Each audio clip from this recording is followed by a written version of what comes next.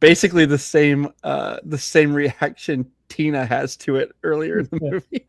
She's like, hang up. You there? I'm giddy. All right, giddy boy. Tina's the worst. Tina. Mom. Yes, she's Tina. Mom, if you're in here, I'm not talking about you.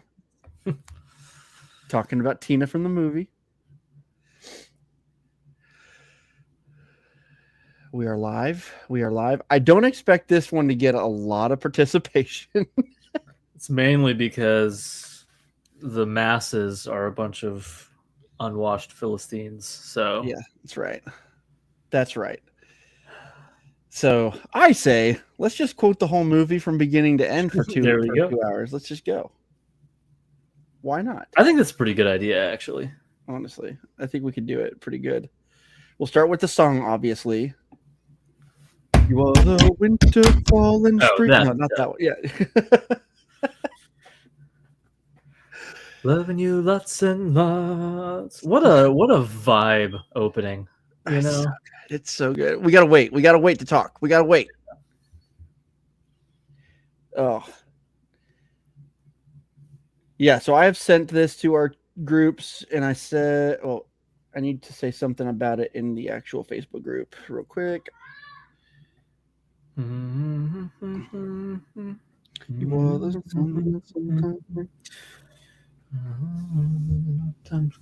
you're my girl and I'm your guy. Got me all tied up in nuts, and I'm loving you lots and lots.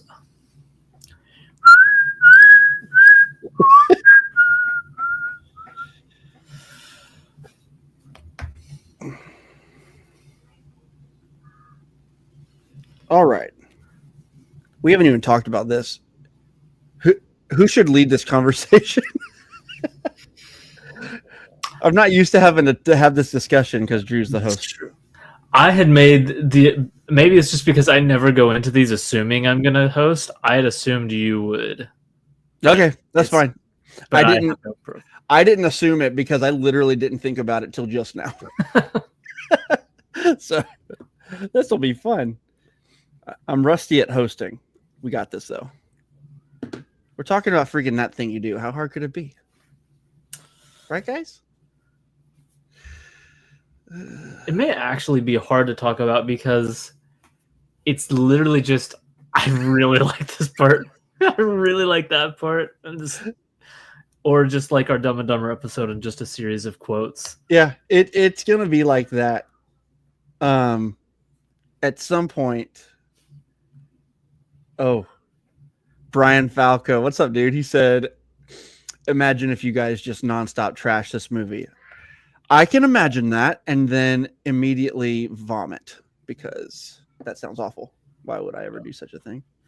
I don't want to talk about this movie with the person who just would trash it because it's like, I don't expect everybody to love it like I do, but I feel like you've got to have a broken soul to not have a good time with it.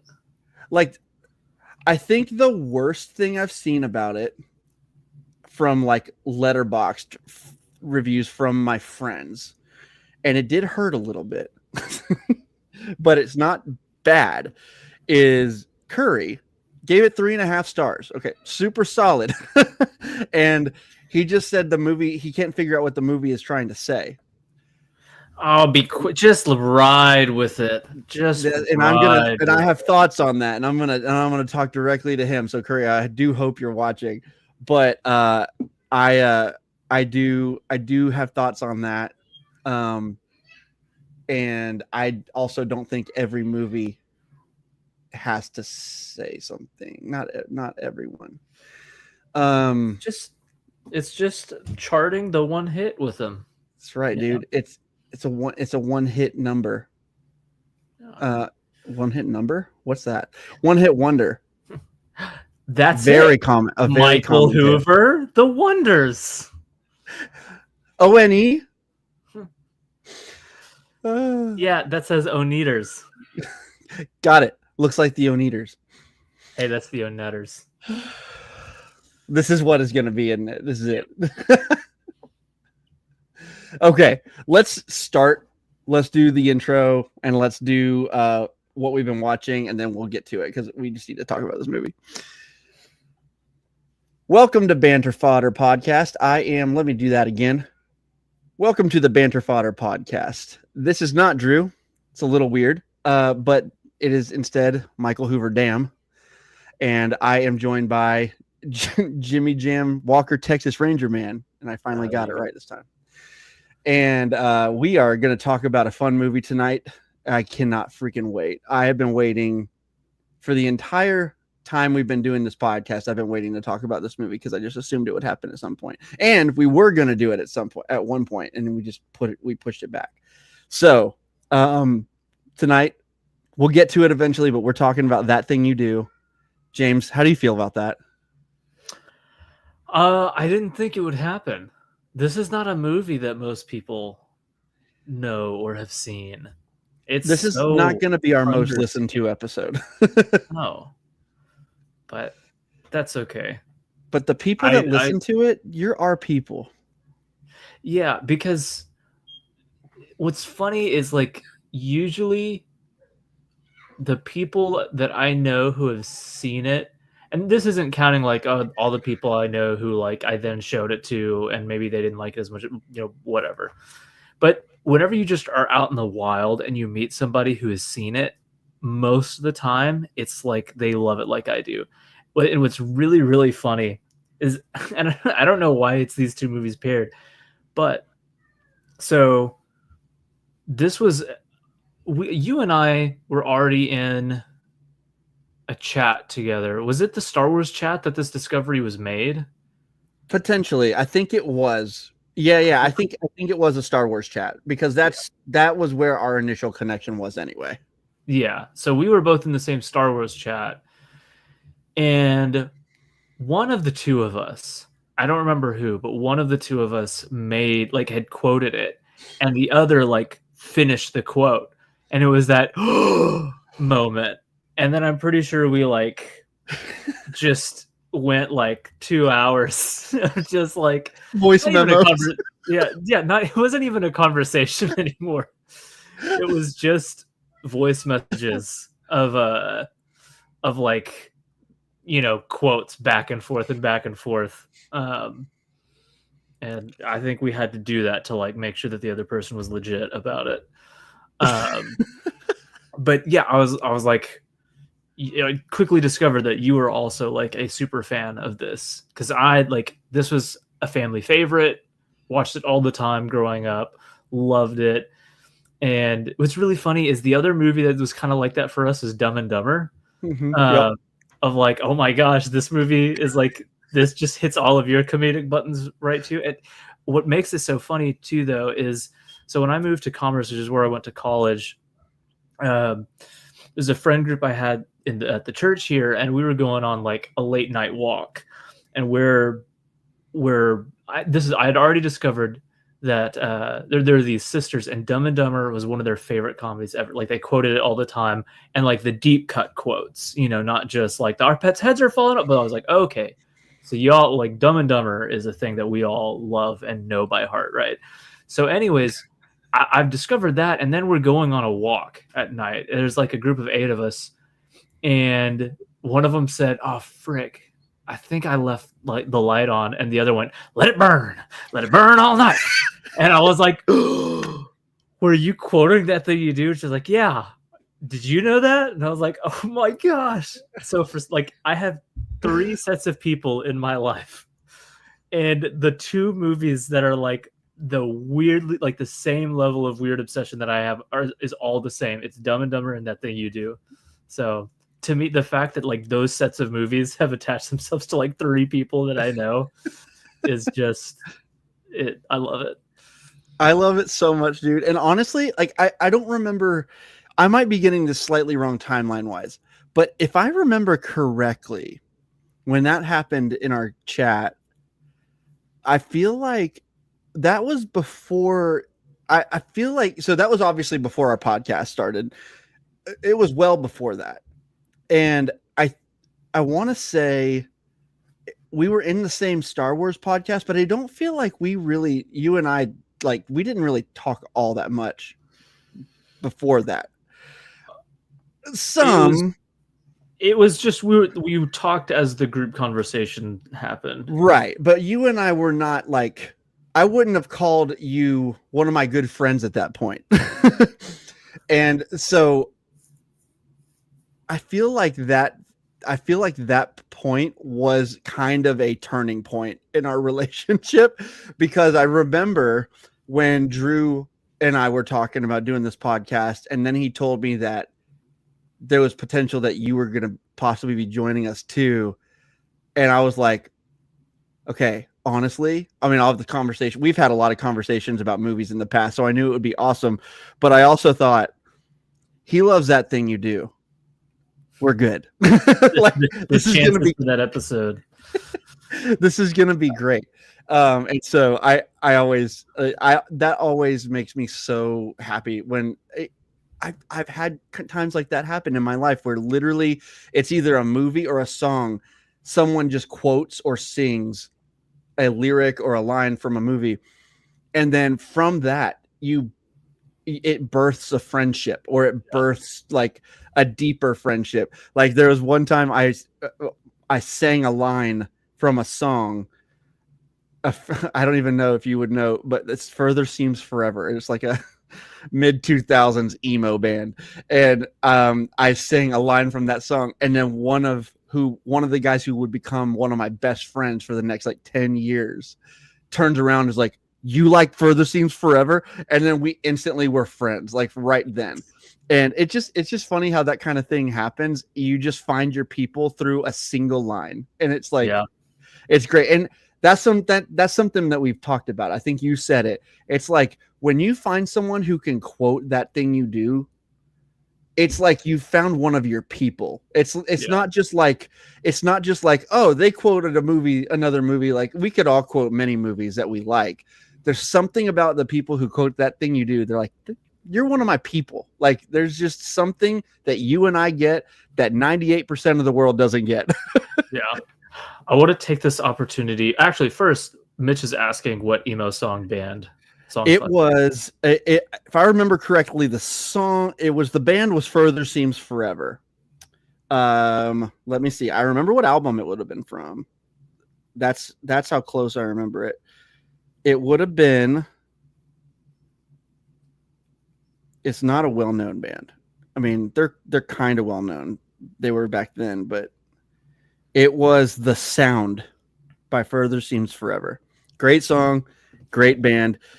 Actually, the band started with the lead singer of Dashboard Confessional. He went on to do Dashboard Confessional later. But anyway. Also, if this is a chance to make a convert, Mitch said, give me a quick sales pitch before I got a dip. All right. So to me, this is one of those feel-good movies of like, it takes place in the 1960s and it nails the era. It is like such a fun kind of like living in the height of like the Mop Head kind of, quartet rock band kind of thing. And it's a group of young adults. They've graduated high school. I don't think we're meant to, nobody here is in high school. So they're all young adults, and they start a band together. Different circumstances bring one of them into the band, and they get a song that just blows up. And so it's just about watching this kind of small town kind of band strike it at that right moment where they're heard by the right person at the right time, and you just chart their rise to fame with them. And I won't say anything really beyond that, but it's one of those ones where it's fun seeing like the first location they play, and then the second location they play, and then where they end up going, and just being with these characters from small town people playing at local talent shows up to where they go. So you just kind of chart their rise to fame together, and to me it's super super fun. Steve Zahn is hilarious. He's probably outside of so freaking good. Liv Tyler's in it. This is like Dude, 1990s Liv Tyler. So enough said and there. and Tom Hanks also in a major role in it and directed it. So And wrote it. and wrote it. Great original music that absolutely would have been blowing up in the 60s if it was written there. Like the Wonders would have been big Yes. if they were in the 60s. Great songs from the band, and Howard Shore did the musical score for the movie as well as helped write the songs for the band. So that, which is crazy. It's really, really wild. Which you is would what, never like, the think talent that. behind it with, like, you know, original score and original songs from Howard Shore, written, directed, and starring Tom Hanks, you know, and it's got Steve Zahn, Liv Tyler. It feels like there's so many big names to it. And it is so good. It's like so much fun that for it to have all of this going for it, it still just surprises me that it's kind of still the cult classic that it is. Yeah, I agree. It feels like, by the way, Mitch, it looks like it's not streaming anywhere where you can just press play. You have to rent it, but it's on like Amazon and Apple TV and all that, so you can rent it for like $3 or $4 or whatever. It's worth it, honestly. It really, really is. Yeah, it is kind of weird because the movie is generally well received, but it's not, and you'd think it would get a bit of a bump just because Tom Hanks is so involved in it. Yeah.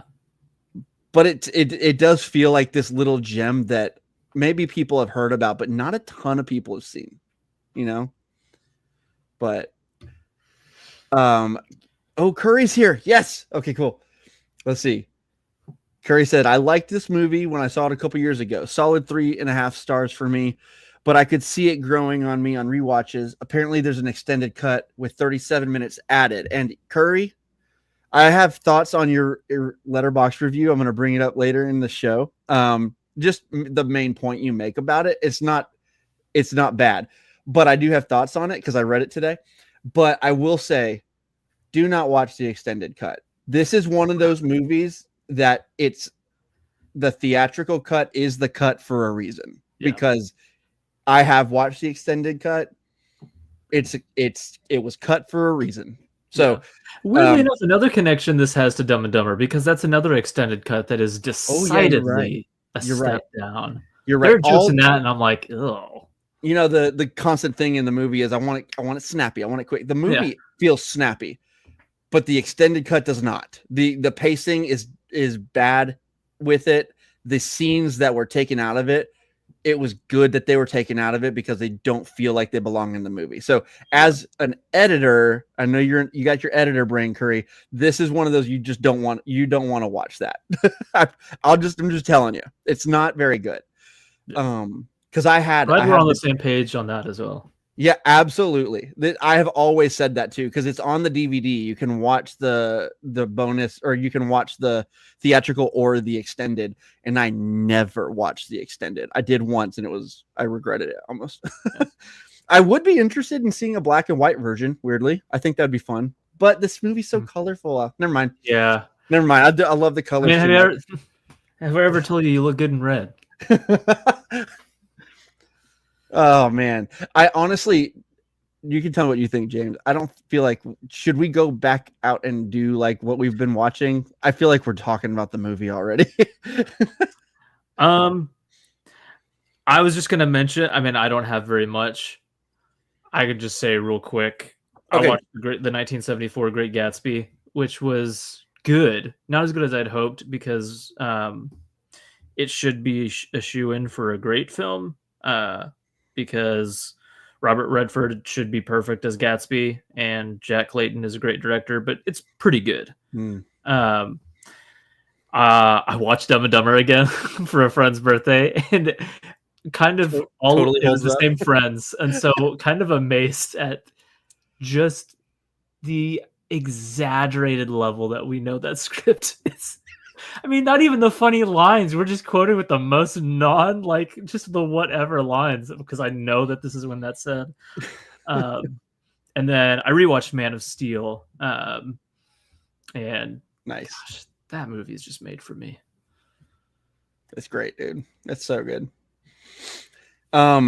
Is that it? Is that all you've been watching? Yeah, that's it. I watched the other night. There's a couple of movies that are like comfort movies for me, and there's a director. Her name is Nancy Meyers.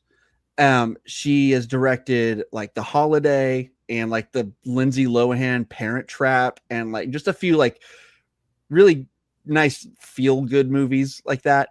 And she has a movie called The Intern with Robert De Niro and Anne Hathaway. And it's like not the best movie, but it is one of those movies that every time I watch it, it is a comfort movie for me. And it's one of those comfort 3.5 star movies that you just can watch pretty much anytime because the vibes are good. Her vibes are always really good. Like the way that her movies look it's always beautiful. And the attention to detail on the sets and all that stuff, it just always feels good watching her movies. And I like that movie. And it's not like it doesn't have the best reputation as a great movie, but I really do like that movie a good bit. And so I watched that movie. It was nice. And then I went and saw F1. I think I talked about that last week though. F1's great. And yeah, that's for the most part. I think that's pretty much it. All I've been watching other than this movie tonight. So I did rewatch another comfort movie. Yes. Another comfort movie. We can start real quick. Curry, I'm going to go ahead and just say I think it's just a great place to start the conversation on the movie. But what you said in your review was like you did mention that you really liked it, but you also mentioned that you couldn't quite figure out what it was trying to say. And my thought with that movie is that it really isn't trying to say a ton. It's literally just, this is a ride. You're dropped in at the beginning of this journey for this band. You're dropped into the 60s with a glorious song at the beginning. And just the life in Erie, PA, like people walking around, stores opening in the morning. From Erie, PA. I'm from Erie, PA. We got wild back in Erie, PA. There was this one time we stayed up past midnight. This is it, guys. This is going to be the podcast tonight. This is what's happening. But then you follow this band and from here on out, spoilers. We're talking spoilers. So, Mitch, if you're still in here, we follow the rise and fall of a one-hit wonder. And it's chaotic at times. It's like, wait, okay, so the bass player is just going to Disneyland with these armed forces people. And then like it really does fall apart spectacularly at the end. And it does at times just feel like, okay, there's so much happening so fast. And that is to me that's how it happens with a one-hit wonder. The rise is faster than they were prepared for, and the fall was probably faster than they were prepared for. And that's what the movie is. And maybe there's some central themes, of course. They're like,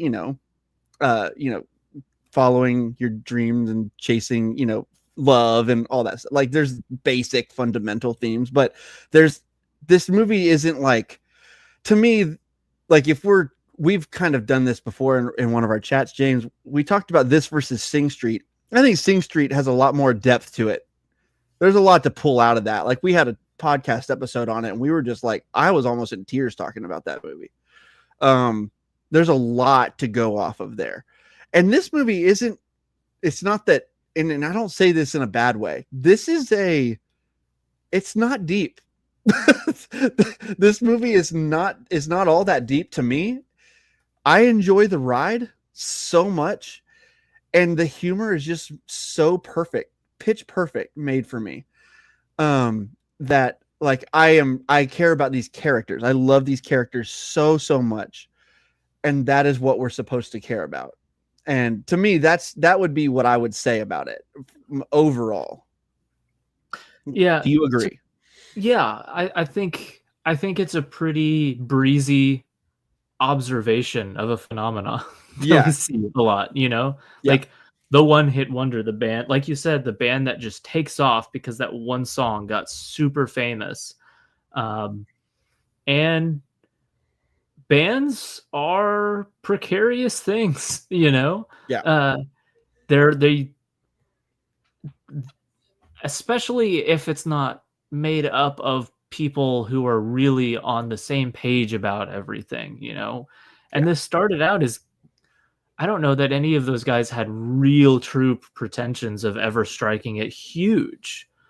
We know the bassist didn't because he enlisted without, you know, that this was not the, you know, the career path he had envisioned for himself. And so they signed a contract with a manager, and before their song even hits the radio, he goes and enlists. Yeah. So like, to me, it's like you got a bunch of people who might be very, you know, they can get together and play music and love it, but they're different in a lot of ways. And what happens when you take that, people who aren't really bound together by anything beyond playing the same songs together, launch them into the spotlight and just see how,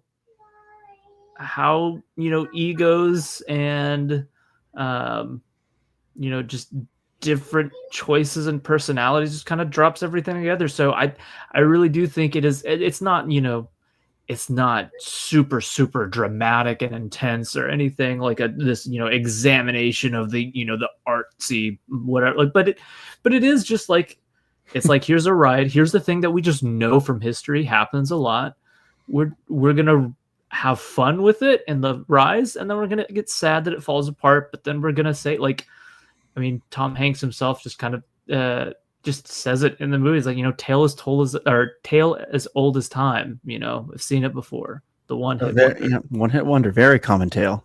Yeah, yeah, that's it. Yeah. So, yeah, I like. I mean, like Michael said, I think it's just about enjoying the fun of the experience. So, yeah, yeah, and it's, and Brian said too, in the chat here, he says, legendary old jazz guy at the nightclub gave a whole speech on the movie's moral. Then when the band breaks up and they finally get into the studio, Tom Hanks gives another speech with the moral. So yeah, we just brought up the Tom Hanks one, but that's true too. Del Paxton gives a good speech too. Basically, it's just more of a musician to musician, seasoned musician to young musician on the rise. Just, you know, bands come and go. You got to play. Doesn't matter with who.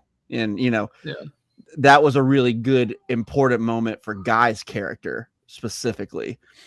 Kind of catapulted him to the end of the movie, where in the credits we read that he actually stayed out there. He was a professional player and studied jazz composition, or taught jazz composition, and it's super cool. So you want good jazz? Good jazz. By the way, that actor, I love him. I love him so much. I cannot remember his name. I just saw him in something else, and I was like, he's in like all these things. Every time he pops up, I get so happy. I gotta go an episode of Friends for 2 minutes. But oh, that's it. I had just seen him whenever we watched and never recorded over Silence of the Lambs. He's in Silence of the Lambs. Whoa. What? I missed that. Or I just don't remember. I'm sure I wouldn't flat out miss it. I'm trying to remember where he popped up, because I do remember being like, oh my gosh, it's Lamar. I'll have to. So, let's start here too. I think that as a movie, this movie is kind of weird to talk about because, like we just said, it's not a movie that's like saying a whole lot. It's not like really this is not Whiplash, like focusing on obsession and the depths of it and the dark places it takes you or anything like that. This is not that movie at all, and for its benefit. Whiplash is one of my favorite movies, and so is this. But sorry about the noise. That's just gonna happen. But I do think even structure wise, this movie is like once it hits the second act where they, hey bud.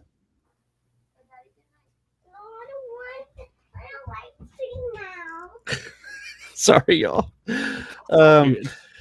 So once we hit the second act where they're really going and where they're they leave Erie and go on the state tour, the state fair tour. It really like just picks up and it becomes super kinetic and super hey Kanan, Bob, come here, I love you. Okay, can you go to mommy now? Kiss. Go to mama. Okay. Bring it to mama. I'm never gonna get this thought out. I do not remember what I was saying. It's kinetic. Yeah. The pace of the movie just really picks up a lot, and it just is like we're on the rise, and we're going. I think the first act is one of the best first acts ever. I think they drop us into this era perfectly match the vibe of what that era would feel like in a small town. They set us in to Guy's shoes as he's just we get without saying any words. We get that he is a drummer that is playing however he can play, not with anybody. He's just playing to a record in the basement, but he's also working at his dad's store. And so we find out real quick that he's like, he's just working and he might have bigger aspirations, but he might have also kind of let those go. We don't really know. Yeah. But you can tell he loves jazz and he loves drums right off the bat. And I've always loved those scenes too, where they just show him playing the drums like that. Yeah. But then it just introduces us to all of our characters in such a natural way. I think this is something I noticed more this time watching it than I ever noticed before. If there is any in this movie, it's so natural that I don't remember it. I don't remember exposition in this movie. Not like exposition that's like, well, as you remember, blah blah blah. Like, I don't remember a single thing. Maybe it's there, but to me, when it happens, it's just like it would happen in life. It's just all of the dialogue feels so like, yeah, people would talk like that, and you know what I mean? Yeah, well, I think it's because the movie's not really concerned with giving us the backstory on them. It's not, yeah, because we don't know Jimmy's background. We don't know the bass's background. Yeah. We don't know any of them. We don't know how long they've known each other. We don't know the circumstances of starting the band, and I feel like that's like that kind of works in the movie's favor. Like you're saying, like they show up and Guy knows them. And so we're like, okay, so Guy knows them. And we find out they're in a band. So we're like, okay, they're in a band. It's just that's. But we just pick up on clues like you would in a conversation or just being around people in life. Like it just feels like you're another person in that restaurant listening to them talk. You know what I mean? Marionettes, that's what they are.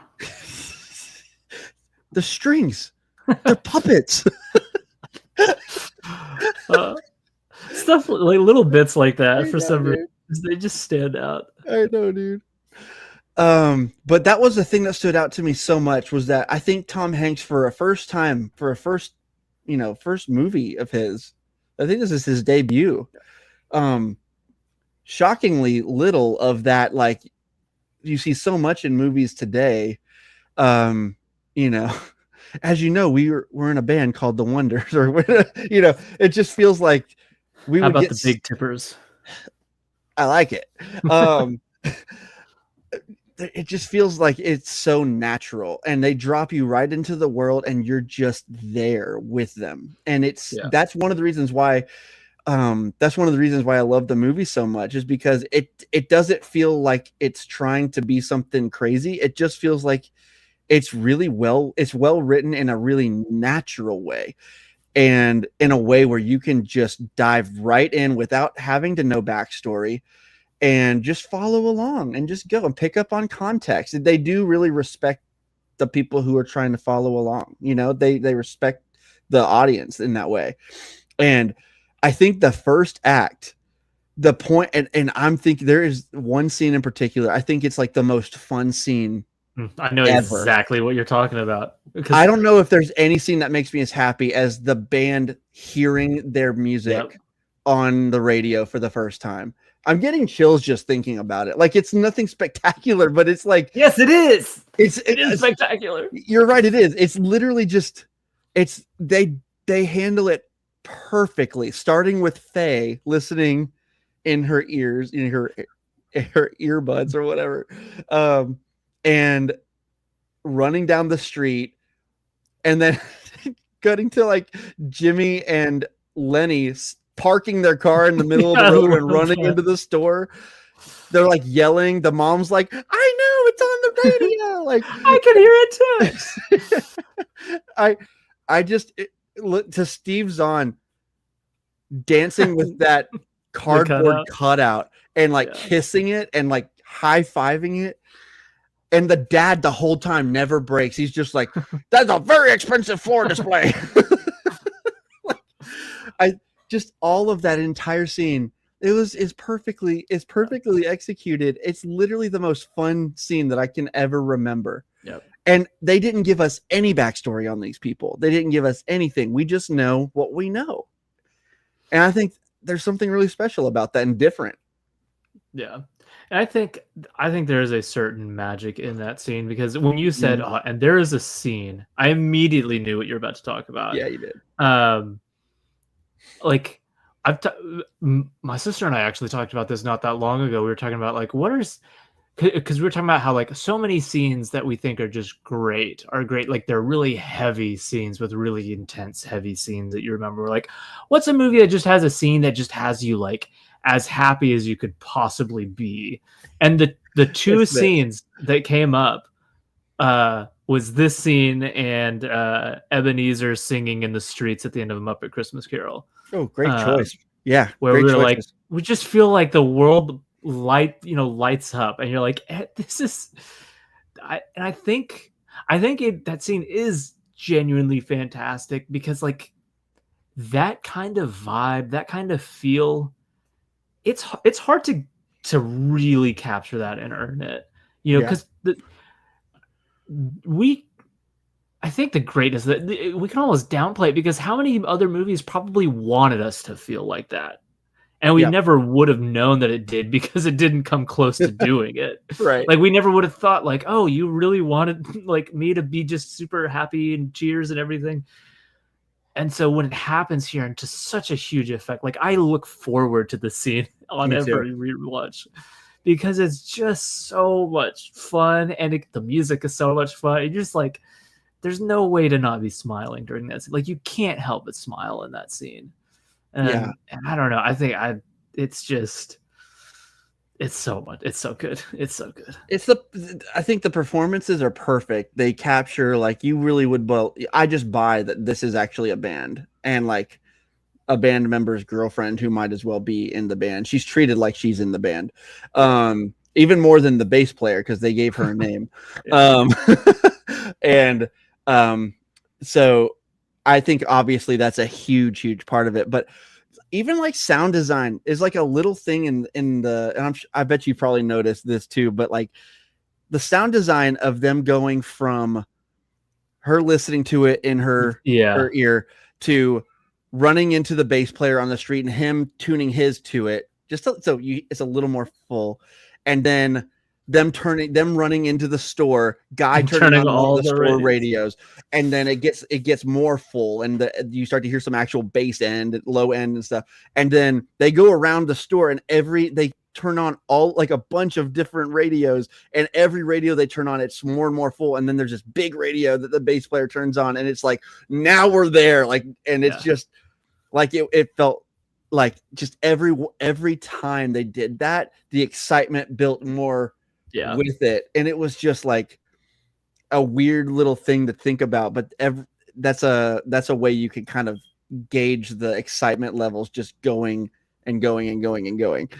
And then I love that they don't skip anything either. They played the entire song plays. Yeah. Like the entire song. It's worth playing, first of all. It is worth playing. It's a freaking banger.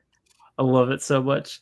And I also think a thing that makes that scene really special, and what you're just saying kind of goes into this, is that like it's not like the music goes all the way up and then it's like 3 minutes of them kind of dancing in a circle and that's it, like just repetitively.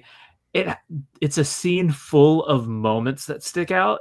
Like you said, it starts with like I can see Liv Tyler, licking the stamp and then freaking out and like like I see that in my head. I see her meeting the bass player and them running across the street. I see the shot of the car pulling up and them just stopping in the middle of the road, and Jimmy coming in and doing like like kind of calm, putting his finger up and meeting Faye in it. And Steve Zahn having his moment with Guy's sister, and then the cutout, and then the thing with the mom and her, like you said, their phone call, and then the dad and everything, and like the sister just kind of looking, like, oh well, like, you mean you're gonna start paying me? I didn't say that, but like, it's full of so many just little bits of like, I don't know, it's not just a static scene. It's full of fun, tiny little character stuff happening all the time that makes it stick out. I don't think the scene would be half as memorable if each character didn't get that one thing that they got to do that is like, oh, and then Faye did this, and then Guy did this, and then like it's yeah. And then all those little moments together, you said this word earlier, it just makes it there's a magic to it. There really is a magic to it, and it encapsulates that so well. I'm trying to think of where to go. First of all, I love the build up to, like, we see the drummer, he's a drummer, right? And then we go to the restaurant. They're talking. We're meeting this band. They're talking about names. No, I was in a band called the Tempos. We were horrible. But I love the way it says that we were horrible. Yeah. But the Herdsmen. I keep coming back to the Herdsmen. Jimmy and the Herdsmen. I like it. There's just even from this moment right here, this band is so instantly lovable and quotable, and it's so great. And then you see like Guy almost as like I don't know, he's distant from this group. He knows them, but you can tell he's not like, they're not like best friends or anything like that. But it's like friendly, very like friendly, definitely friendly, like absolutely, like they like each other. But Guy didn't belong to the same. Oh, sorry. No, Guy sits on his own at the counter or whatever, and they're sitting in their booth. They're not; these aren't people who hang out all the time, but they know each other. But yeah, what were you saying? I was just saying, it's like they went to the same high school, and they probably didn't belong to the same core, friend group, but they get assigned on the same project and nobody's complaining, like, oh, what's up, Guy? That's, I feel like, 100%. We kind of, and it's, it's believable, because sometimes you get it to where it's like in movies, everybody's either in the exact same tight knit friend group, or like don't like each other or have nothing to do with each other, but this is just like it's a Guy, like we're super familiar, we're friendly, we can go up and talk, and we'll joke and everything, but that doesn't mean we're like best friends. Yeah. And then you you hear him talking about the band outside, and Chad breaks his arm in a scene that I can never watch too many times. it's in the background the whole time. It's so good. It's the comedy there is so perfect because yeah, we're listening to their conversation about Jimmy. He's like, no, Herd. It's like the herdsman. It's like herds. He's trying to explain why the herdsman is a great name, and but like in the background, they're trying to jump over this. I don't even know what they're called, but it's like the poles that they have outside of like stores, like Walmart and stuff like that. But like just in the small town version of that, and. Yeah, Chad is trying to show off and he breaks his arm. And guys, Chad fell down. I love that delivery. It's so good. Ethan Embry is so good at this. He's so good. He's perfect in this role.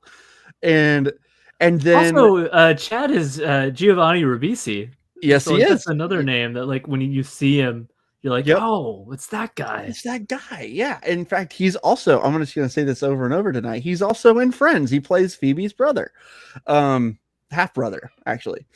So so that's funny. Then we go into, we cut in the scene where we were talking about earlier, where I was watching this with my grandma the other day. We realize they're strings. They're puppets. They're marionettes. That's what they are. It's just so good. But then again, the amount, like when you know this movie and you watch it a lot, these phrases and lines just get, at least for us, just embedded. And so now anytime we're like, what is that, like a puppet or something? Like when we're watching like a movie, it's like, is that an animatronic or a puppet? It's in, without fail, somebody's going to say it's a marionette. That's what they are. Yeah. I love it.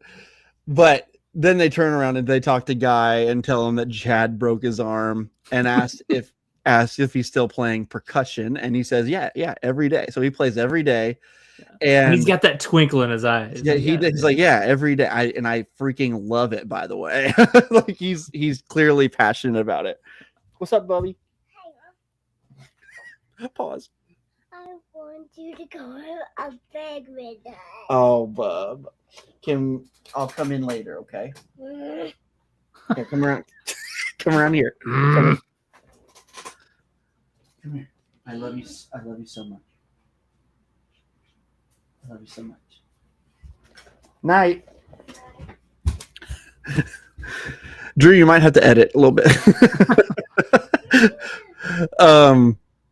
No, but yeah. Anyway, you just through this is the backstory type stuff that I'm talking about. That's like, yeah, we get what we need, and it's not like expository dialogue. It's like it's literally just like they would ask him that question because they don't know, and he's like, yeah, every day I play every day, but that informs us how much he loves playing drums, and so. Like that's just great little buildup of Guy right there and some backstory, just enough for what we need for the rest of the movie. And and I'll stop there because we'll keep going. But any extra thoughts on any of that stuff? No, to me, what's part of what makes me love this first act so much is every scene has something fun to it. Every scene does. And just like the premise of every scene has something fun to it. Like just this of them approaching him to be their drummer. And again, it's one of those, I don't know if it's a better, if like maybe texture is the right word, but just like the marionette scene. What does that do? Nothing, but it's just a fun little opening bit for the scene. Yeah. And like all of these scenes have like just that little bit, that little line, that little aside that makes all of them like really memorable and fun. Yeah. And so like this is one of the things, including him being like, you know, what does he get that he's like they have to buy something? It's like he bargains with them for him. All right, here's the deal. If you want these magic hands, you have to buy what is it? You have to buy these 2 record needles and this radio or something like that. She's like, how about a washing machine? What does he say? How about a washing machine too? Yeah, okay. Yeah, just making a joke that does not land. Yeah. What do you earlier. Oh, Lenny, that's a huge mistake, Lenny. Those cats don't know squat about service. Oh, that. Sometimes that might be the most quote from us. Oh, I say that all the time. I'm gonna say that a lot about multiple lines, but that is one that, like, I feel like if I made just a compilation, if there was just a compilation made of the amount of times either I or a sibling said those cats don't know squat about service, it would be. That's not one that I quote often, but I love it so much. It kind of something I love is that he's clearly settling right now. Like you note there's obviously a passion that he has, and that passion ain't working at his dad's appliance store. But at the same time, he takes pride in his work. He's not embarrassed. Pride in the family business. He's not embarrassed at all. And even like I just love the line when he walks in on Saturday morning and he's like, his dad's like, "Don't we open at 10 on Saturday?" Yes, we do. Yes, we do. And it's a good thing. And there's like nobody in there. It's a perfect chill music. It's Tom Everett Scott also has to be praised for his delivery because that line is. He's perfect in this movie. There's something about his presence that is like he's super likable, like by default. Yeah. But then he does have that twinkle in his eye. He's got that charisma, and he's also there's something special in his eyes and in his smile where you're just like, oh, this guy. When he's like trying to quote Spartacus to his girlfriend, to Tina, and she just doesn't care. I'm like, what is wrong with you, Tina? Are you like, what's wrong with you? Clearly something, because that's adorable. But like, I never do because I am Spartacus. And she's like, I love the shot of her just looking at her phone. Like, what do I? You know what line infuriates me? What? It's not like I haven't heard your song, guy. I have. Yeah. It takes me from I don't think this is a good match to I hate her. Like right off the bat, but I do love the dentist little subplot. Yeah. I think it's really funny. Tina? Yes, I'm Tina. All day at the dentist? That's another one we say quite a bit. Your dentist's name is Crentist. Sorry, that's a different thing. But yeah, so I love that little character bit to Guy. Is like, yeah, he's not passionate about this. This isn't what he wants to do. This is not his dream.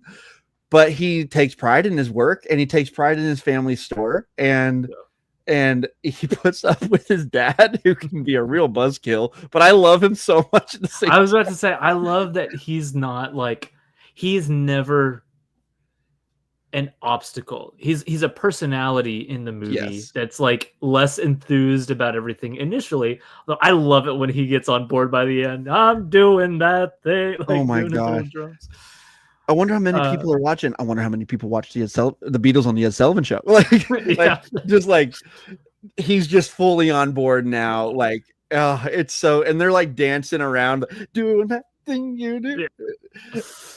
It's just the dad is a wonderful little, like, yes, he's really super grumpy, but it's charming at the same time. It really is. There's something about him staying super like grouchy during the happiest scene in the entire movie.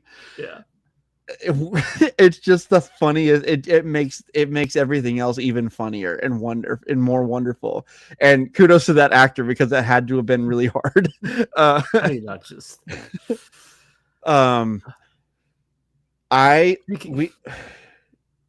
Did you have a thought?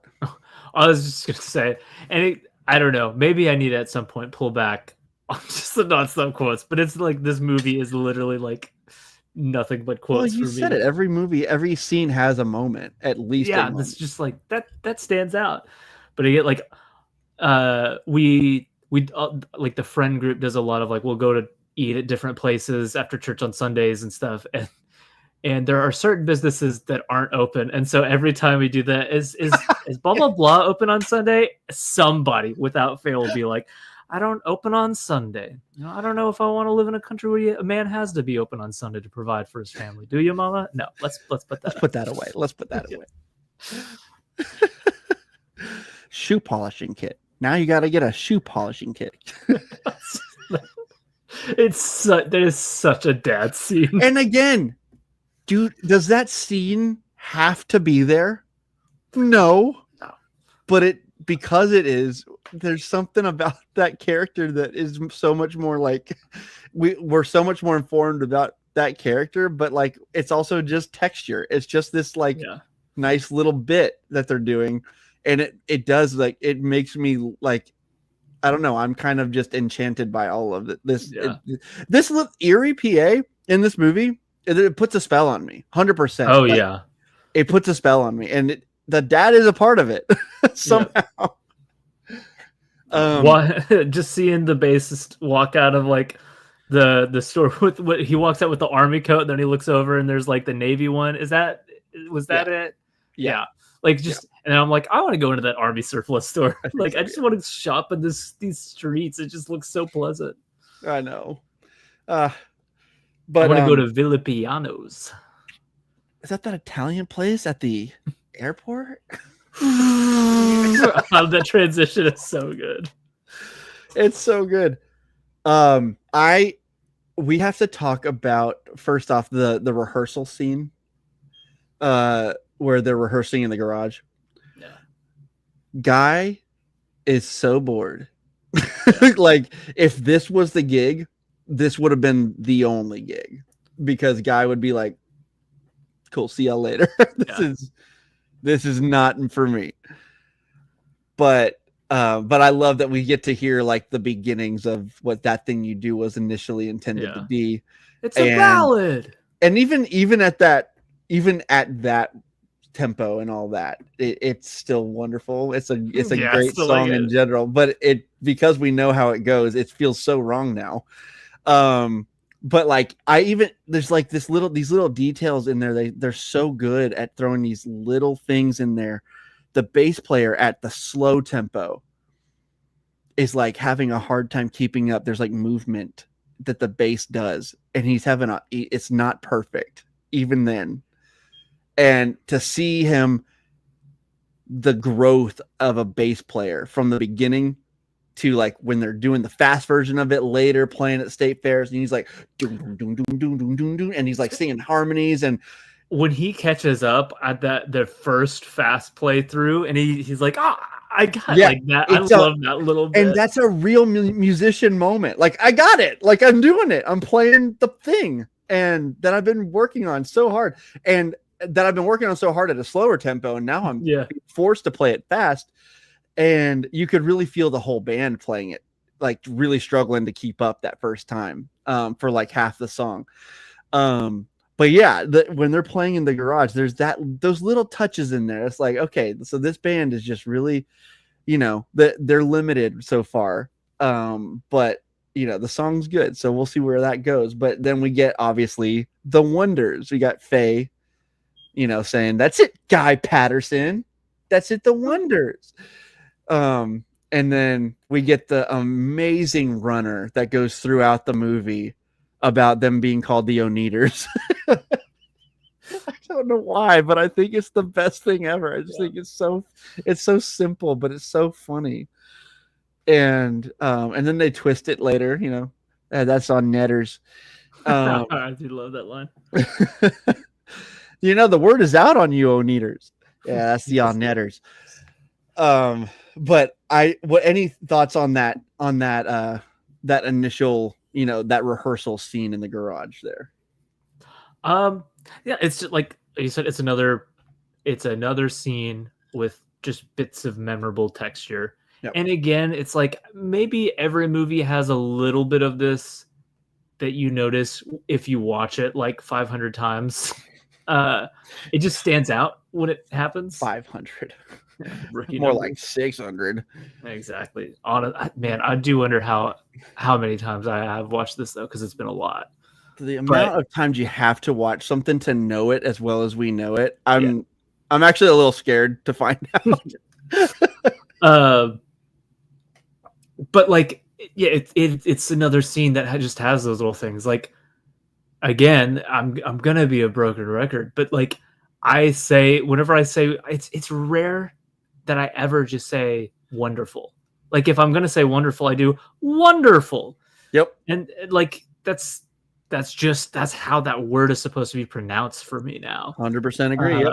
I do the same thing. And like I remember that Faye is playing darts and it interrupts her dart and she's like, oh, that's it. Like all of just the little things of that scene and those moments like stand out to me. There's just something. They're not no scene is ever static. And like this is actually like the closest that is static, and it's kind of by design where like there isn't quite that same energy to it that other scenes have. And yet even still it's still a fun yeah, to me. Because you're supposed to feel guys' boredom here. Yeah.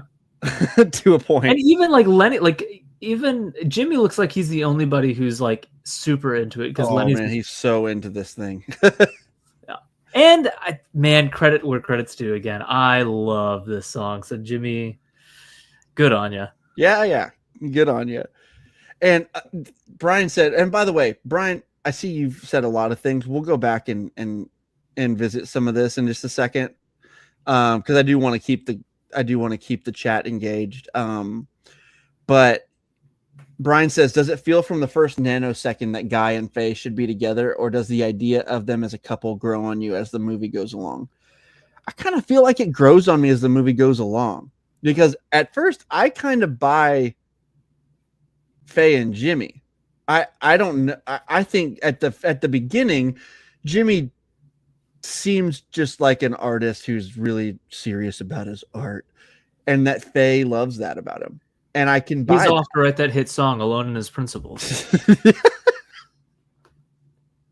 Guess I'm alone in my principle. What's funny is his principles are actually pretty good in that scene. Well, and I did want to like highlight that about him, which is like, I mean, of all the people to dislike the most, he kind of falls into that category in the movie for sure. Well, he's an absolute jerk to Faye. Yeah, 100%. Like you also think, because what is that? What does the epilogue kind of thing say about him? He has like he has a solo career that's like the Herdsman. He started the band. Herdsman. And so like, again, just with this as like this kind of observational movie, I mean, how many great artists are just D-bags, you know?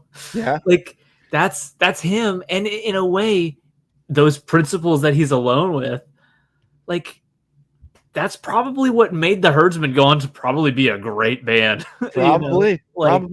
And the things that he was saying about like the big corporate record label and all that stuff, it's all right. Like none of that. And then I also totally see the other guys being like, yeah, putting us up in a fancy hotel, bunch of lion snakes. Yeah, terrible. Our lives are horrible right now. But like I get that end of it, but also I totally get Jimmy in that. But at the end of the day, like it's what he does to Faye that makes us mad. Yeah. Oh, you don't mess with Faye. You don't do it. Yeah. I'm sorry. But yeah, that's so to answer your question, Brian, I think it develops over the movie. But I also think on rewatch,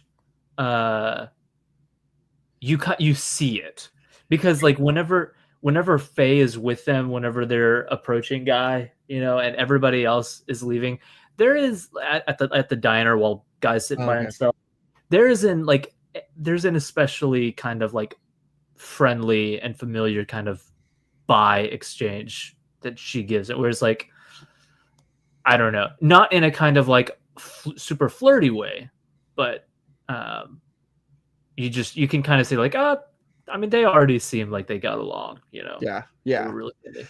And then like pretty early on, you can kind of see where it's going, like leaving. I'm trying to remember where. Not early on, I guess is right before they're going to California. But man, when they're leaving the state fair and getting in having to go through the crowd to the limo, and she gets stopped by the security guard, and Jimmy 100% sees her Yeah. getting stopped and gets in the car, and Guy comes back and says, "She's with us." Yeah. Like At that point, you know how the movie's going to end with them. yeah, But that's 100%. okay. Yeah, It's- yeah, and that's not Me, a bad thing. I don't complain about that at all. Not at all. But it also tips us off, like, watch out for Jimmy. Like that guy, he starts to occupy that role. he you know. saw her and would have been totally fine without her on the road. I Ugh. like Wisconsin. I like Wisconsin. Let's talk about the Mercyhurst talent show. Oh my goodness! So many wonderful little characters in this scene. Yep. I can hear the children laughing. You're drowning in the river. You're drowning in it. That guy, again, when you rewatch it, that guy is like barely in it, but gosh, is he so? Anytime he shows up, and he pops up in little bit parts in a bunch of stuff, Dude, he's in an episode of Lost. which is huge for Michael. Huge. But like anytime he shows up in anything, I mean, he's shown up in stuff that gives him bigger roles in that thing you do, but regardless of whatever he shows up in, he's immediately like, that's the guy at the Mercyhurst talent show. Like, that's who he is. And I just think Nito. Yeah, it's so yeah. I love that character actor so much. He seems to be, he just adds some like goofy it's goofy, but it's also there's a charm. He's got a charm to him, but he can also play a real douche. Like I've seen him play that character as well. And so he's I think he's a great actor, but I think he's so freaking funny in this movie. Yeah. But as the, I don't know, maybe like college student age where he's just wanting to meet girls and dance, and they can't meet girls unless they dance. And again, that's a great delivery. But I love him. I love the host. He's so funny. Like there's something about him like trying to stall time and fill seconds while they're getting like, he's like, "Are y'all ready?" He's like, Jimmy's like, "No." And him trying to tell a joke. You're a jerk, Ken. Eat my shorts. Shut up. Like, why does that need to be there? No, but I'm so glad it is. Because it's just a little highlight in the scene. It's like a little these scenes are full of these little exclamation points. Yeah. It's just, would you like to buy a chicken? It's so memorable for me. And then wicked. It's so wicked. I love it. And I love the whole vibe of the talent show. While the girls are up there singing their hearts out, paper airplane comes up and hits her in the head, and like nobody cares. And they're just people sitting eating food. Guy introducing Tina to Faye, which is weird because Tina Fey. Oh yeah. And then from that moment, Tina instantly makes herself lesser than to Faye because she's like, "How long is this gonna take?" Yeah. And I'm like, you should be so lucky. You have no idea how lucky you are, madam. But I just love the they're watching the girls sing. He's like, "Oh, we're gonna cream these ladies." I love that much. Guy is hilarious, dude. He really It's so is. funny to me. It's so needlessly competitive. Yeah. We're gonna cream these ladies. Like, does he know at that moment that he's gonna play it fast? Like, I want to know. I don't think he does. To me, the way that scene always reads to me is he went up there thinking he was gonna do it, and he just like he feels it. Like I feel like you can see it on his face the moment he sits down and he's just like, and he just like it's like he just gets taken over. It looks like to me. My headcanon is that he's been thinking about it, and because if you listen at the end of the garage rehearsal scene, he's like, wonderful. After he says the word wonderful, he goes, he like plays the beat for like one measure, and it's the beat and it's the fast tempo. And I'm like, I think Guy's been thinking, I think this song needs this beat, and I just have to get it out of my system real quick. But as time has gone on between then and the show, he's like, this song has to have this beat. I'm right about this. And so I'm just going to do it. That's what I think, that because of how quickly he played that groove after that rehearsal was over, I think he's been thinking about it. That's just me though. I could see that. Again, it's one of those things to where like whatever you first think kind of becomes the movie. Yep. And so it's always just read to me as like, and again, I don't even know if there's the thing that I can point to be like, and that's why. But it's always looked like it was like a non-conscious decision, especially like afterwards, whenever Jimmy kind of chides him. He's like, I like, it looks like it didn't look like if it was prepped, I guess in my mind, he would have kind of had the explanation at hand for whenever he was asked about it, but he kind of feels like he was like, frick, yeah, crap. Sorry. Kind of like a, yeah.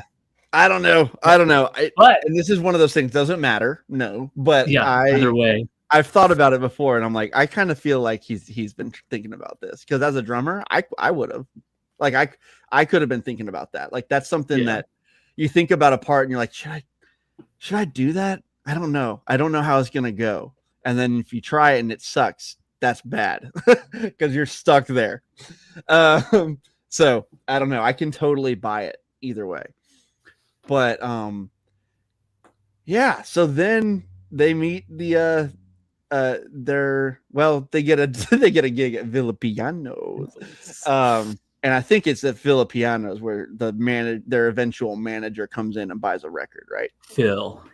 Oh, but they record a record though. A record. A record.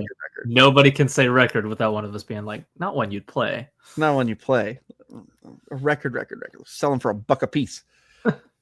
But yeah, Phil sees them at Villa Pianos, and then he stops by the appliance store to buy. Correct. Yeah. But I forgot, like, oh yeah, they actually record the record though. Like, we see them doing that at the church. That's right. Uncle Bob. Luke 23, what is it? 23, I can't remember. Luke. And then the bass player knows the verse. Yeah. And your patience possess ye your soul. And they're like, what? And again, another little bit of just character texture on it. Luke, who's Luke? When are we getting the record? Our pastor's son is named Luke. And the amount of times that poor boy has to hear Luke. Who's Luke? Poor guy. But yeah. So I'm just trying to think of anything we need to hit. We don't have to hit every single scene. The girl stooping to subterfuge. I'm Lenny. Oh yeah, she's stooping to subterfuge for them, and then he's like, Guy's talking to her, and she's super into Guy, and Lenny comes up like, your girlfriend's here, Skitch, and he's clearly like, take care of her, whatever. Is it serious? Very serious. I'm single. What about the bass player? He's married. So Oh, good. poor Lenny. Yeah, I love this, like all these little characters in the town. They just in Erie, PA. It really is just like it's just there's so much. You said the word. I keep using this word because I love the word choice of it. But there's every little bit character is like texture for the painting that is Erie, PA. It's just like this world that I just love to be in, and it's because of it's because of their fan. Hey, wasn't that our fan? It's because of, it's because of him. It's because of the girl who's souping the subterfuge for them. It's because of uh the manager. It's because of Villapiano's, the place by the airport. It's because of the dad. It's all these little characters that literally are in the movie for like 1 minute total screen time are just, they add so much to the vibes of this movie. And again, we're getting right up to the end of the first act, and I just feel like the first act is basically just it's just perfect. I don't think it could be any better. It sets everything up. It's a perfect launch pad, and then the last two, the second and third act, are just so like chaotic and fast paced, and like it's just they get shot off into a cannon of popularity, and you feel that. But this is so grounded and at the same time so fun and Get out, what'd you charming. say? Get out, what'd you say? I don't know. But yeah, I love all of that. I was just wondering when you guys were gonna make a record. I just, yeah, and so yeah, the manager buys a record, hears them, and thinks they got real potential, and has them come into his really nice trailer. Are you kidding me? Some guy with a really nice camper's offering to pay us. I'm signing. You're signing. We're all signing. It's Brian Valco. Brian just said Uncle Bob with Chris Isaac, who's in the Silence of the Lambs. I forget he's in Silence of the Lambs, but he's Officer Chet Desmond from Fire Walk with Me, which like blew me away whenever I watched it. Oh my gosh. Okay, well now I gotta watch that again. Darn it. Yeah. And I'm like, why is I'm watching it? I was like, why is this guy so likable to me? Uncle Bob, yeah. Let's read some of the stuff Brian said, because he said some good stuff, and I've been meaning to come back to it. Let's see. Okay. Okay. Yeah. So he said backstory. One of the characters doesn't even get a name. Yeah, and we've mentioned that. TB Player is his name in the credits. Yeah. Which is he said something that we've also been that we've kind of brought up several times, and it's just because it has to be said. He said it's an amazing trick of the movie that we heard this one song about a zillion and one times, yet never get sick of it. It's like, it's so true. Never get sick of it, ever. And there's multiple times in the movie where they play the full song, and and you're right that it doesn't get old. And by the way, just a shout out to the other songs, because I love all of the other songs. Like, I love how much of a concert movie this is. Yes. I love all of these live performances. I love Little Wild One that they play later. Little Wild. Did you own the soundtrack? Oh yeah. Yeah, on CD actually. Oh yeah, on CD, and they then make later the Playtones record CD cover. It's amazing. And then I love even, and when I close my eyes. I love that one too. I love Lenny's ballad. Dance with Me Tonight, that one is super fun. Come on, pretty baby. Their songs are just great. So props to the That Thing You Do songs. They're great songs. And even beyond the band, like, I want you to know when you hold my hand, you hold my dun, dun, dun. And another one little moment I love, again, it's just that little thing that's like, those little things make the whole movie better, is seeing the bass player behind doing it with him. Like, I love that shot. Or Mr. Downtown. I love that song. You're Freddie Fredrickson. Well, great name, by the way. Yes. Freddie Fredrickson, so good. And then Diane Dane. Diane Dane! We love you. I had my first thing. Guy girl thing.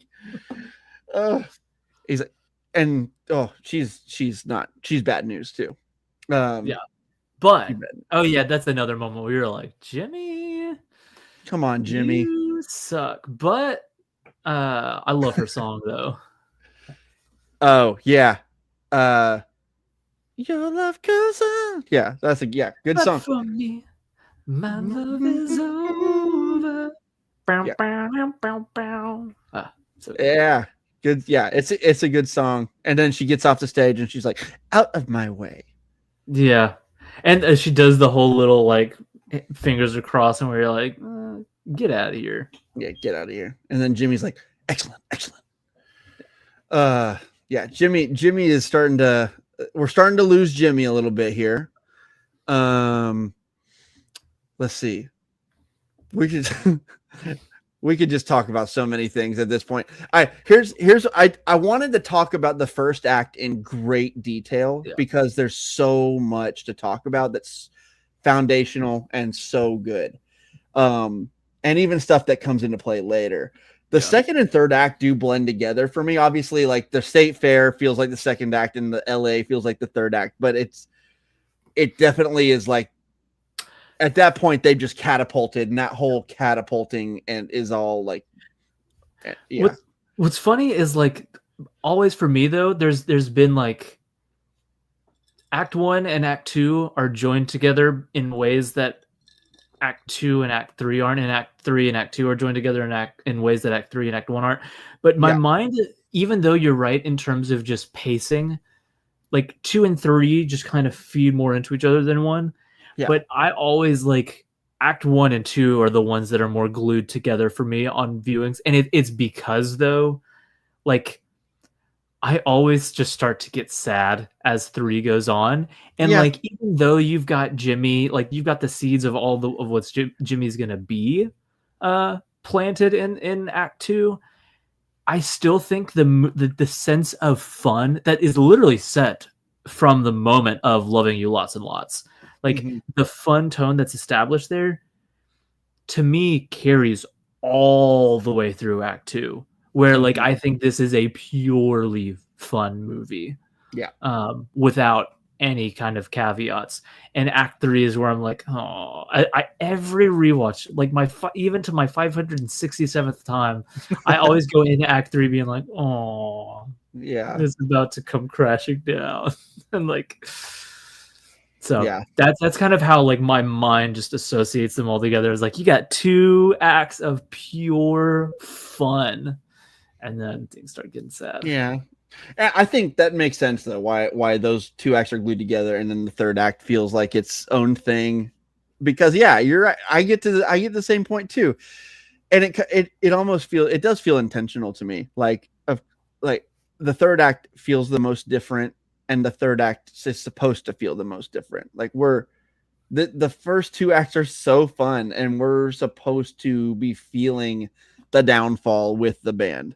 And so it happens so fast too. They're playing on the show, the TV show, and it's they perform perfectly. It's all great. Except the bass player is gone. So already we've lost the bass player. Wolfman, too scary. Go.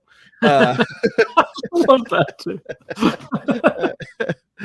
Shades, there you go, baby.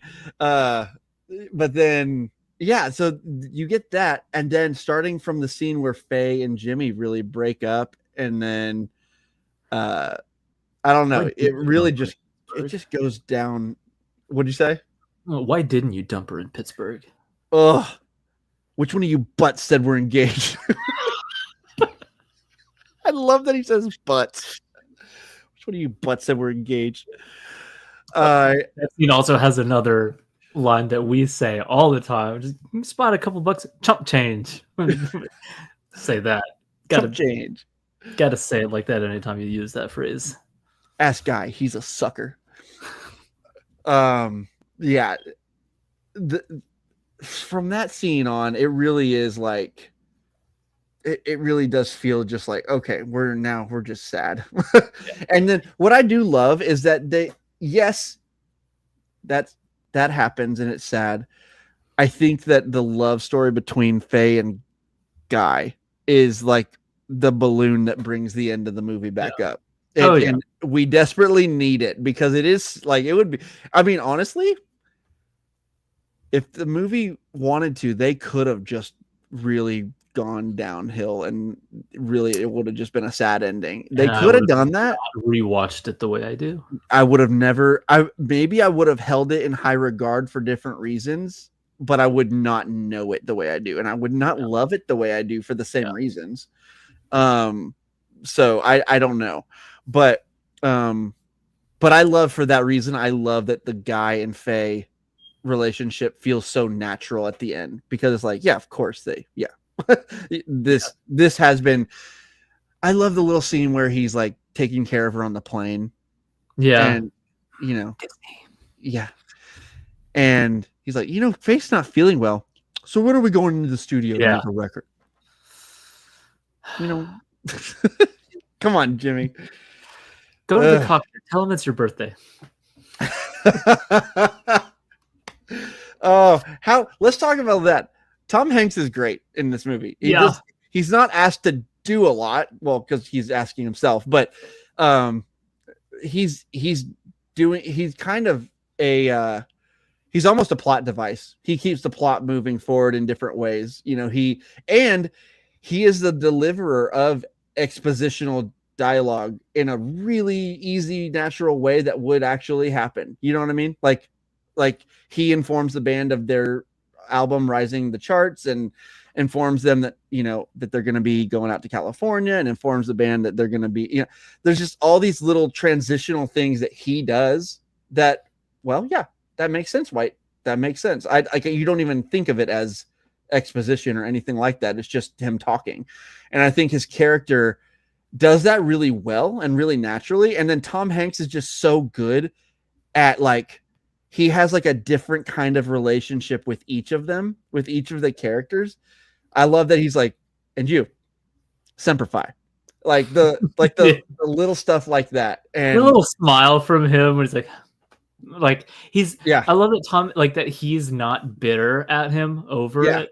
Well, he's like, yeah, well, that happens. Yeah. He's been in this business long enough. He knows. And then there's an unspoken understanding between him and Guy where he kind of Brian alluded to the line before where he's like, Jimmy's the talent, where he kind of had all of them pinned, early on.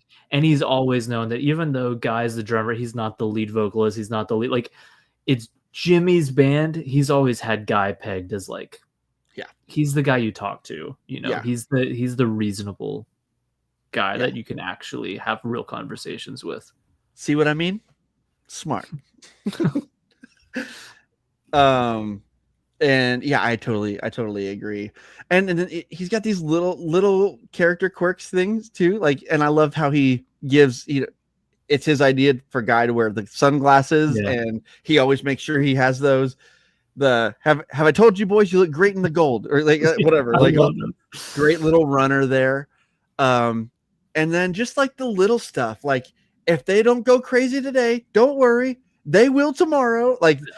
Just stuff like that. I love he embodies this studio exec really, really well, but in a likable way. But also there are times where it's he's also just the studio exec that you would expect him to be when he and Jimmy are going back and forth. You can have two cuts on the LP, but you will record that thing you do in Spanish. You will record other songs from the Playtone Galaxy, whatever. And I get Jimmy being frustrated by that, because that's, if you would have read the contract, you would have seen that. But that's a frustrating thing to do as an artist. You want to do more of your songs, and recording songs in Spanish and recording other people's stuff, that's not what you signed up for. At least that's not what you thought you signed up for. And so again, really good. I get both sides to a point, but by By that point, Jimmy's too far gone. At that point, he's just absolutely the worst. But at least, boy, he goes out on a memorable note. I quit. Oh, it's then that I say all the time. Not that I quit all the time, but I quote that all the time. But yeah, I just think I love Tom Hanks in the movie. What do you think? Oh yeah, like I mean, you're right in that he shows up and he just kind of is our guide for the rest of the movie. He tells us where we're going next, what we're doing next, what to expect, all that kind of stuff. But he's wrapped up in such a charming and like just watchable personality. Like he's just there's something about him when he's on screen. He's just doing lines. You're like, yeah, I mean, gosh, Tom Hanks is a movie star.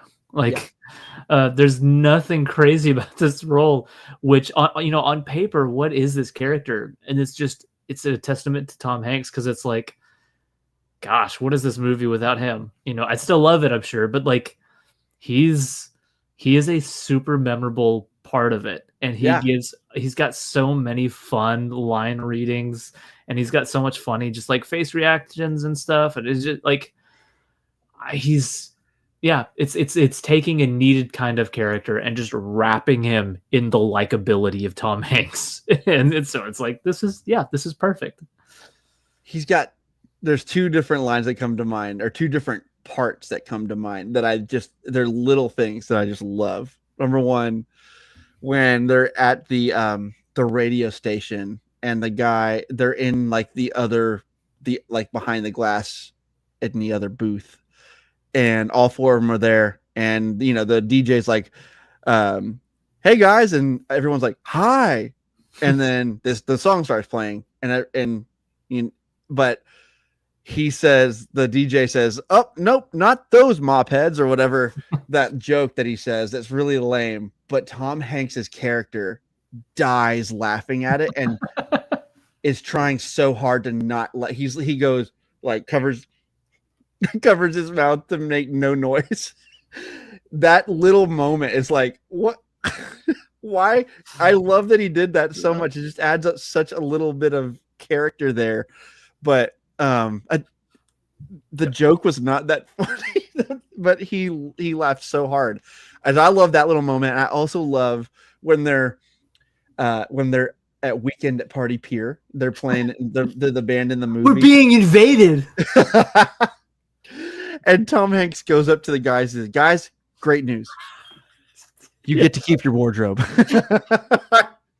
And the look on his face as he says it is so perfect. I love that line so much. That's one of the funniest lines in the movie to me. I agree. He was like, you could tell he was like excited. Great news. You get to keep your wardrobe. Captain Geach and the Shrimp Shack Shooters. Oh my gosh.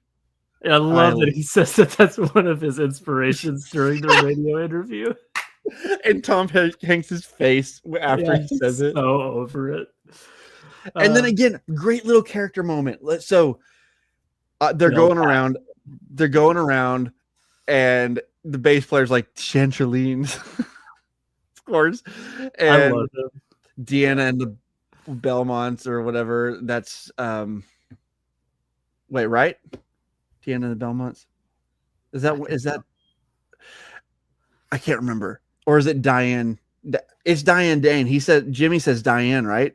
Does he say? Yes. Yeah, I'm pretty sure he does there. And this is post them. Yeah. There. So so there's that, and then obviously Lenny says Captain Geach and the Shrimp Shack Shooters, but then after that, Guy just goes down this list of jazz guys, and the radio guy's like, yeah, Del Paxton in the school band, that's wild. And but there's that great character. I love that everybody else is like either just getting so wrapped up in their personal relationship aspects of it, or they're just being silly. And Guy is like, no, I love jazz. This is the people. These are the people I love. I love this. I love this. When we played it in high school, it was amazing. And then after that, Lenny's like, this one time we stayed up way past midnight. That scene makes me laugh every time. So stupid. But again, there's an earnestness to Guy's character, and you just really I love that. Again, everybody's joking or even showing other parts of their character through that scene, but then he gets to Guy and he's like, no, I love jazz, I love this and that. And I also love Clint. Shout out to Ron Howard's brother, Clint Howard, showing up a little bit part. Who is that? Him? The interviewer. Yeah, that's Clint Howard. That's Ron Howard's brother. Uh huh. I had no idea. Yeah. Oh my gosh. Well, I've seen him in so many bit parts in like Adam Sandler movies and stuff. Yeah. Yeah, and I had no idea. Part, like at least I think in every one of Ron Howard's movies, he shows up in some way. That's amazing. Yeah. I had no idea. Underrated director Ron Howard is, I think. Oh yeah, he's like one of the last of like the well-respected kind of journeyman directors who just journeyman. Just kind at of the very least, you're getting around a script, and it's like, oh, let's get Ron Howard on that one, Yeah, at the very least, you're getting a competent movie. At the best, you might get an Oscar movie. Yeah. But Beautiful Mind, dude. Beautiful Mind, dude. It's Cinderella Man. Cinderella Man, so good. He's Far and Away. Sorry. And dude, I love Far and Away. What? I love Solo. I said I love Far and Away. I haven't seen Far and Away. It's the one where Tom Cruise plays an Irish guy. Beautiful. What can't he do? It's honestly, I have a lot of love for it. I grew up watching that movie, but it's not great. That was always on our DVD shelf, and I never watched it for some reason. But I remember that was always just up there, and I just never grabbed that one and put it on by myself. So it's okay. I mean, I think you should watch it sometime, but it's probably pretty low on your list. When I get a Tom Cruise kick, but go. What I like about that scene is it says a lot about Guy, but it also says a lot about the interviewer, where like he, you could kind of tell that he's used to the canned responses that you'd get, and so. Like you see the change in him where he's like, yeah. like he was like, he's a radio DJ, and that exchange right there tells you that he wouldn't just be on for anything, any art, any blah, blah, blah. Like you can tell, oh wait, no, this guy likes music. Like he got excited by that answer. So yeah. I don't know. I always just kind of love that too. Yeah, feel like I like that guy a little. I'm like, he's in it for 30 seconds, but I'm always like, I like that guy. Yeah. It's a good call. I had no idea he was Ron Howard's brother. That's like glass shattering in my brain right there. That's cool. So real quick, let's see. Brian has said a few other things. I just want to make sure he said staying up on he's agreeing with us. He said the gag that always works on me is a character laughing way too hard at a weak joke. I agree. Oh, the Way Past Midnight thing is just too good, dude. It's just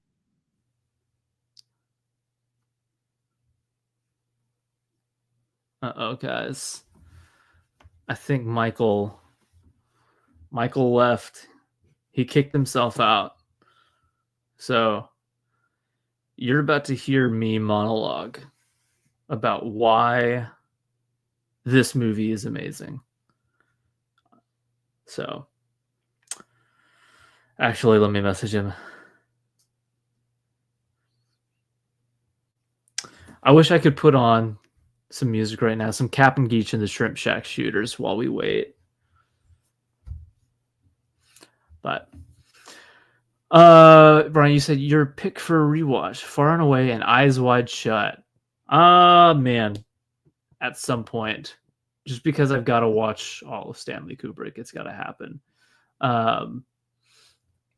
Michael's joining us back. Sorry. Yeah. I don't know what happened. I was moving my cursor and I think I just accidentally tapped to leave. Oops. My bad. There you go. but yeah, what were you? I don't know if you were covering stuff there. No, I was just reading some of his comments. Did you talk about Rita Wilson? I have not. Okay. So Brian says also takes on Rita Wilson cameo. I thought she was great. I think I love when she pops up in the movies, and I thought Jingle All the Way. Come on, dude. come on.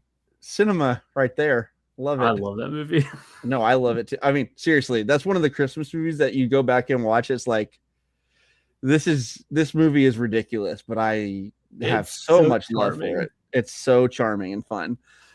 But I love her, and I think she's great in this. And I think I just there's something about the combination of the chemistry with Guy, and then her bringing him over to like I've lost you, haven't I? Like yeah.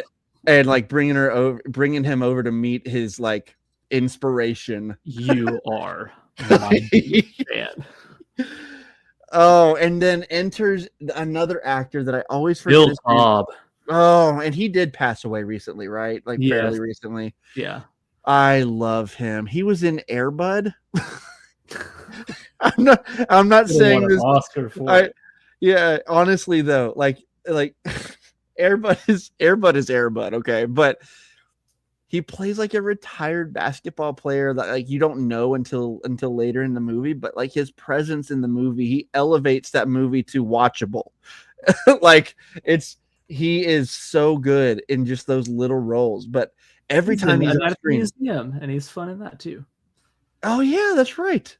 There's something about him every time he pops up on the screen. He's one of those guys that you just are like, that guy, everything he touches, he just makes it better. And every time he's on screen, I love it. And so when he plays very reliable, so charismatic. And as Del Paxton, he is just perfect.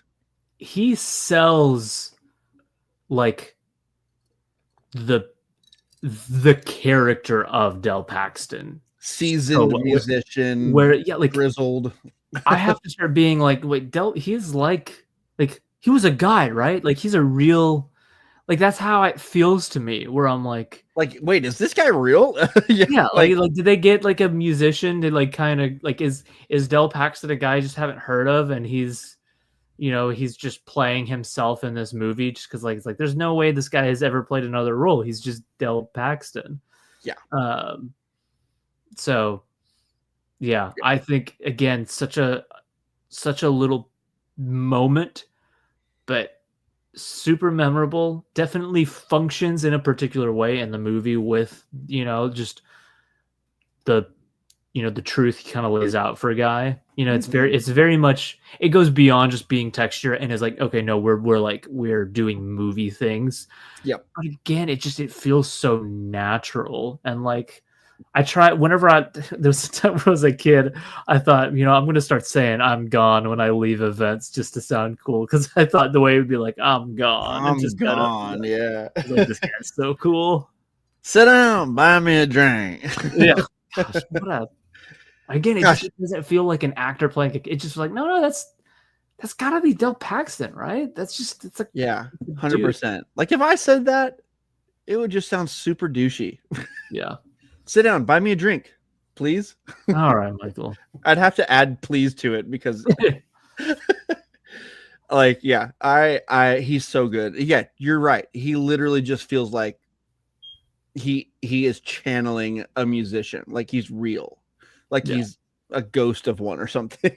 And the conversation that he and Guy have, how long have we Lenny and Jimmy and Faye. Even so then good. They can't give him a name.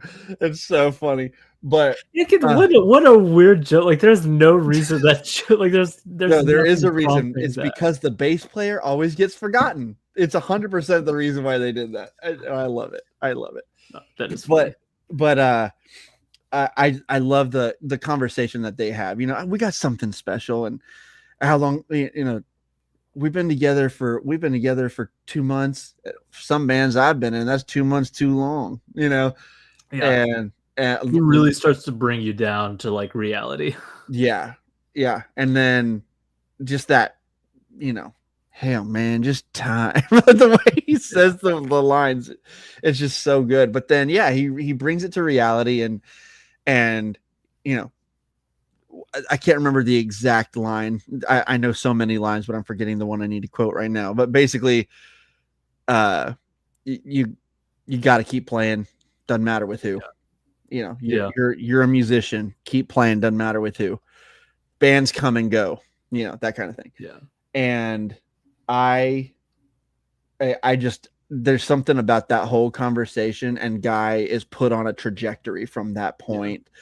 And because it's like he hasn't even considered the that idea that they wouldn't be a thing anymore. Like, I feel like that's what's kind of loaded into the we got something special. Yeah, like that's the idea behind it, is like we got something real, man. Yeah. And then the very next told day, by our hero, like the bands come and go, Yeah. And then the very next day, everything literally falls apart. Like it I think is when it starts to fall apart, right? Because they're like, we can't find the bass player. Yeah. Get your butt out of bed. You're gonna be on TV tonight. Basically from that point on, Guy is starting to see, oh gosh, Dell's right. And everything is falling apart at that point. And dude, I love the cut to Disney though. It's so funny. We were gonna lose him anyway. It's so good. Oh, by the way, I was watching the last little bit with my son after he woke up from his nap earlier, and that part happened, and he's like, Mickey! Oh, nice. It was so cute. But then dude, the full circle moment at the end when all the crap has hit the fan, Jimmy's gone, bass player's gone, Lenny got married in Vegas, no one knows where Lenny is. And, thanks for coming. I am so happy. And he and Tom Hanks have the conversation. You are the smart one. And he leaves, and Guy just plays the drums, and Dell walks in. And the full circle moment of him getting to play with Dell, and like Dell being not cool. Like, what I love so much is that like Dell was so cool in that he said, roll tape on this. Ernie, roll tape on this. Not because I just want him to have something, I know this guy's a fan. I want him to have this. I want him to have, it's because he wants him to have tapes to send to people so that like he can make it in the industry. To me, that's what his motivation is there. And I just think it's so, I love that so much.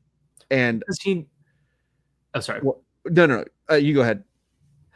Because I don't think he would have if Guy didn't have the talent.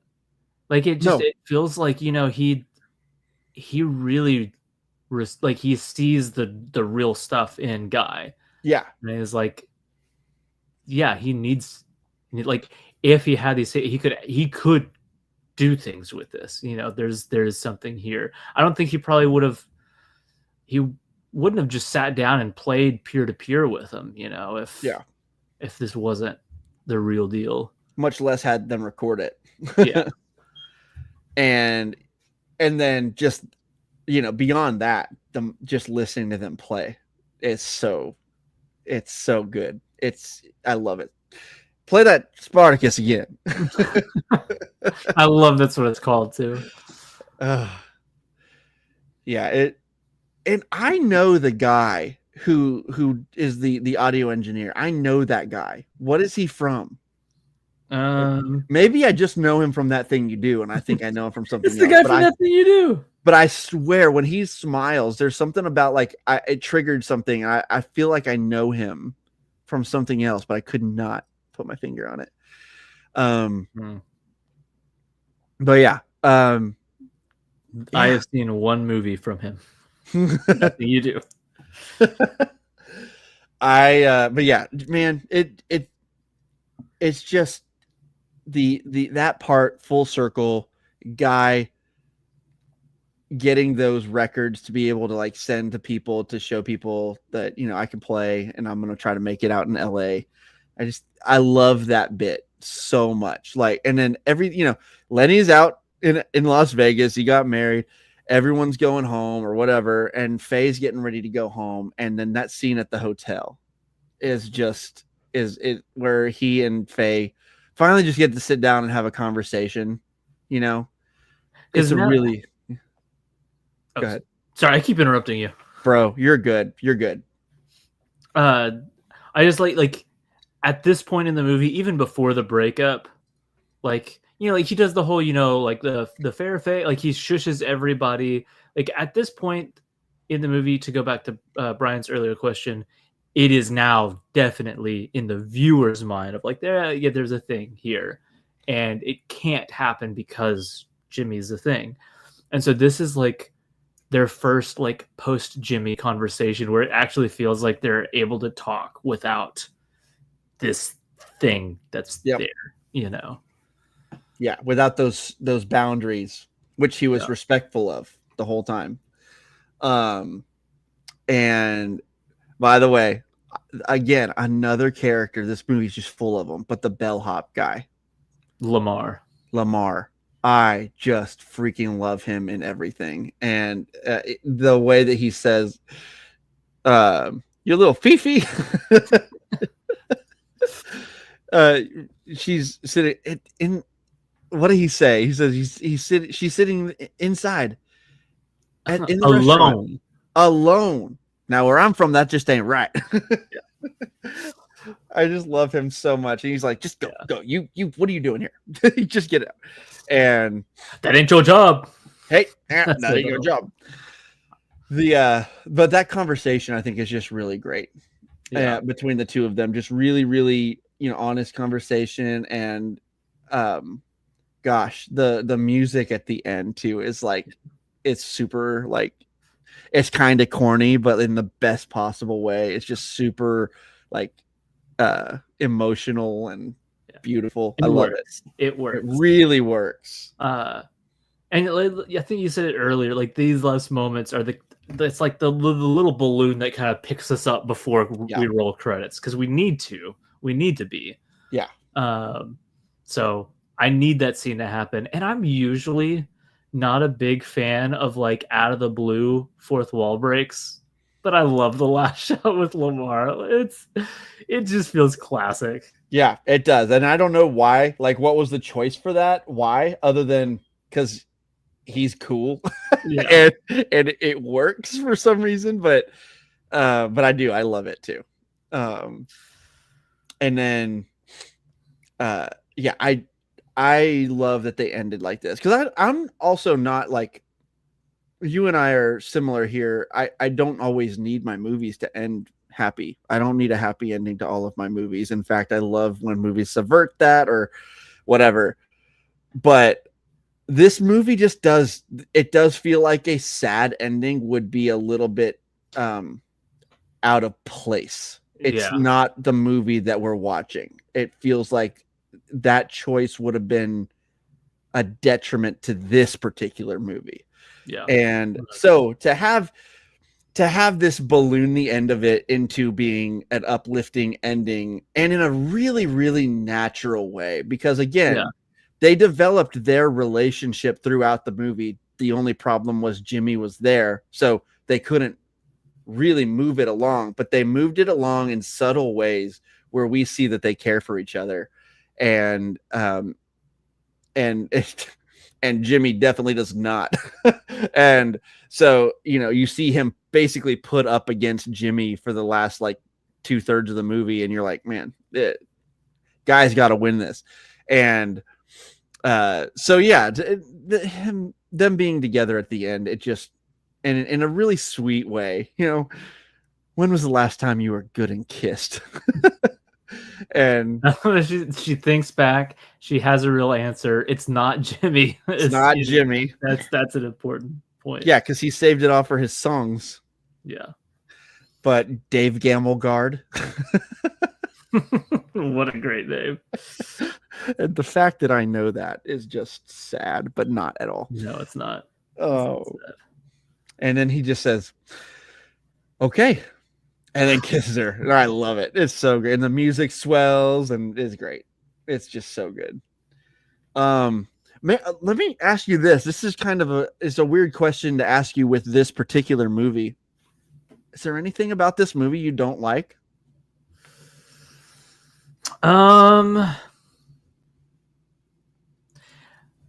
don't know if this is a subjectivity thing coming in where like I'm letting my own desires kind of overpower what works best, but I do feel like it is so much fun for so long that once the first major thing comes crashing down, I do just, and again, it's the nature of the movie. It's trying to be this, so it's hard to level it as a critique. But once like the bummer starts to happen, I do just enjoy being in this movie less. Like once the bass player's out, you know, once Jimmy breaks up with Faye, which is a good thing, obviously, but it's just the tone of the scene. Mm-hmm. And you know, Guy has to have that talk. You know, being told like, yeah, we see this a lot, kind of thing. Like it feels like it's such a quick spiral that I just, like I said, the movie's doing it on purpose, right? But if the question is like, is there anything I don't like? Is it like I do just I enjoy my time in those moments less, and just am like, I miss when we were having fun. Yeah, you know. Yeah, that's always the weird thing. Like, you know, going against like what you prefer, or like just what your emotions are wanting at the moment, but versus, yeah, but the story is doing this and it's purposeful and it's succeeding, obviously. So like, it succeeds in, man, when everything falls apart, it just really, really falls apart, and it's chaotic and messy, and I think that's how it was intended to feel. And yeah, it's never hampered me that much to the point where I don't really want to watch it anymore, but it definitely is less fun at that point. Yeah. But I don't know, there's a trade-off for me, because even though everything you're saying is correct, in the last bit of the movie, I do find like there's more like really solid just conversations. You got the one between Del and Guy in the bar, the jazz club. You have the one between Guy and Tom Hanks. You have the one with Guy and Faye. You have like these like really great like actual emotional and character development moments that really are able to happen because everything's falling around them. And I think once the movie opens up into that downfall, those moments make it worth it. And you also have the jazz, you know, them playing together, and you have the kiss, and you have all that. So like, to me, like it works. It like makes up for it in a lot of ways. Yeah, it is probably for the best. It is just like, I mean, this is like one of my feel good happy movies. Like that's just the space it occupies in my brain of like, if you say that thing you do, my mind goes to them playing the song the first time it comes on the radio. You know, like, yeah, that's what the movie is to me. So when it stops kind of being my happy movie, I'm like, when it gets to that part, you're like, when it gets to that part, you're just like, I was really hoping it would be different this time. Yeah, exactly. It's the Revenge of the Sith thing of like, maybe Anakin doesn't fall this time. And there's our obligatory Star Wars comment of the day. Yeah, exactly. It had to happen sometime. It's 2 hours in. Man, yeah, I get it. I totally get it. I think the movie more than makes up for it with a lot of great stuff there, but I totally get it. I don't know if I have like a pure negative. There are times like, okay, just a confusing thing, and I've never understood. Maybe I'm just dumb with this particular thing. It almost feels like a scene got cut out that we were supposed to have. Do you understand what happened with who put that they're in that Careful Girls he's engaged on the screen? Okay, so that is a real life event that happened with the Beatles, where that Careful Girls he's engaged was put. I believe it was John Lennon. And I think it was the Ed Sullivan, or not the Ed Sullivan, whatever the show was. I think you're right. I think it's the Ed Sullivan show. Okay, yeah, that's right. Okay, so yeah, it was that was a thing that actually happened, and so this movie just says, oh, in this universe, it didn't happen to the Beatles, it happened to the Wonders. Okay. And I don't remember if I think the real life story was that it was just something to put up there to drive like engagement, to be like to kind of add a little extra personality to a member of the band or something. So I don't know. Yeah, I think we're just kind of, I guess we would just accept whatever reason in real life it happened for. It kind of happens here. And I don't think that there was I should have remembered that, because I know I looked it up before and I was like, oh my gosh, this really happened. And there's the image of him playing in the black and white, and you see the Careful, like it literally just says Careful Girls he's engaged. Wow. Yeah. Interesting. So I'm guessing, I think the movie is just saying, because obviously they coexist with the Beatles in this movie. Right. Don't you guys like the Beatles? Yeah. Right. Speaking of, there's Mo Green from The Godfather as Saul, who's the most. God, he's so gross. Eating that sandwich. He almost ruined mustard for me for life. Honestly, I think he did. I don't like it. I don't like mustard. What? Ugh. So gross.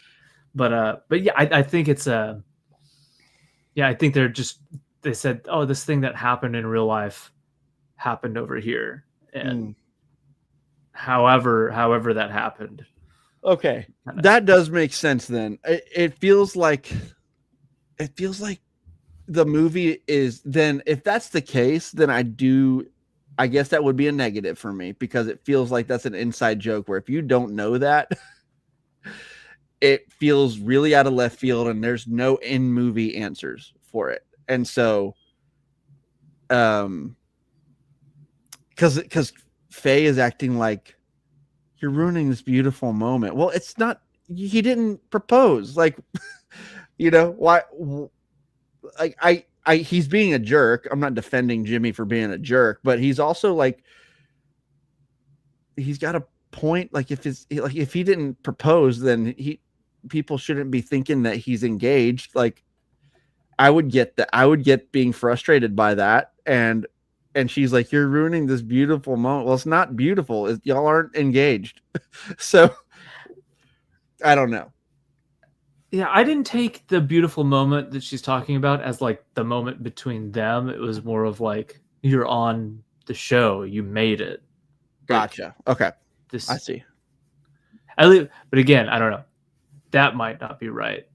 I've always taken it as that's a between them thing, but again, like, I just have never gotten that, so maybe I'm missing something there. But that's a confusion thing that I've always had with that part of the movie, and it brings it down a little bit for me because I just have no idea why that's happening, and it feels like something just moving the plot along. But what happened? Like, something made Jimmy so mad that he's acting this bad toward Faye, and it's making Faye say, this is enough. I've had enough of this. Like, that's what pushed this to happen. So it kind of sucks that is so ambiguous, Yeah. For some reason, it's never been something that's bothered me. Even before, like, it's like the who moved the the musical notes from Whiplash, where like it's never explicitly said, you know, Yeah. it's just a thing that happened, and then you're just kind of left to be like, I don't know how it happened. It just happened. I mean, I think we talked about in Whiplash. I don't know. Maybe Fleischer did it just to try to put him into. But again, that's ultimately just speculation. And so I don't know. Part of my mind wonders, like, dude, did Mr. White do it to pop this balloon before it was too late? Because he's got the whole like same person who said you had class. Yeah. Like, I have theorized at points that maybe it was him. Yeah. So like, yeah, I don't know. It's always just kind of been a thing that happened, and that just means that it happened for me. And then it just kind of became a cool Easter. I got it wrong though. The real life one was I think the Beatles one said "Sorry girls, he's married," and so this one said "Careful girls, he's engaged." But after finding that out, it then just kind of became a fun Easter egg to me too. Yeah. On top of it. Yeah, I got you. Yeah, but that I think like if I'm trying to think of negatives for the movie, like that's always been the one thing that really like just irks me a bit, because it feels so like out of left field and random, and there's a lot of stuff that happens because of it. But really you could argue, like you were kind of saying, like you could argue that if it wasn't this, it would just be something else like next week, probably. Like, so they were going to break up at some point. But I think my negative of this scene is like, it's not meant to be funny, but if there's one line in this movie that falls flat in terms of what it's trying to achieve, it's the shame on me for kissing you with my eyes closed so tight. It like, I don't know. It's supposed to be really serious, and like she's crying and it's this big breakup, but that line has just been, for me, it's just been kind of funny. Yeah, that's so funny. My dad has always said the same thing. He doesn't like that line. It's never bothered me. It's never bothered me. I don't know why. It goes along with like, what she says about like loving him for, his color in life and all, what, like it, the line works based on the language she's using so far there.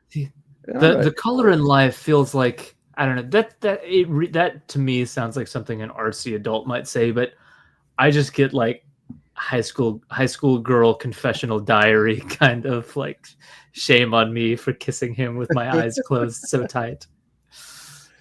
That one's never bothered me, but I get it. If there's one more negative, I don't even think it's a negative, because I think the positives to it, I laugh so much because of it.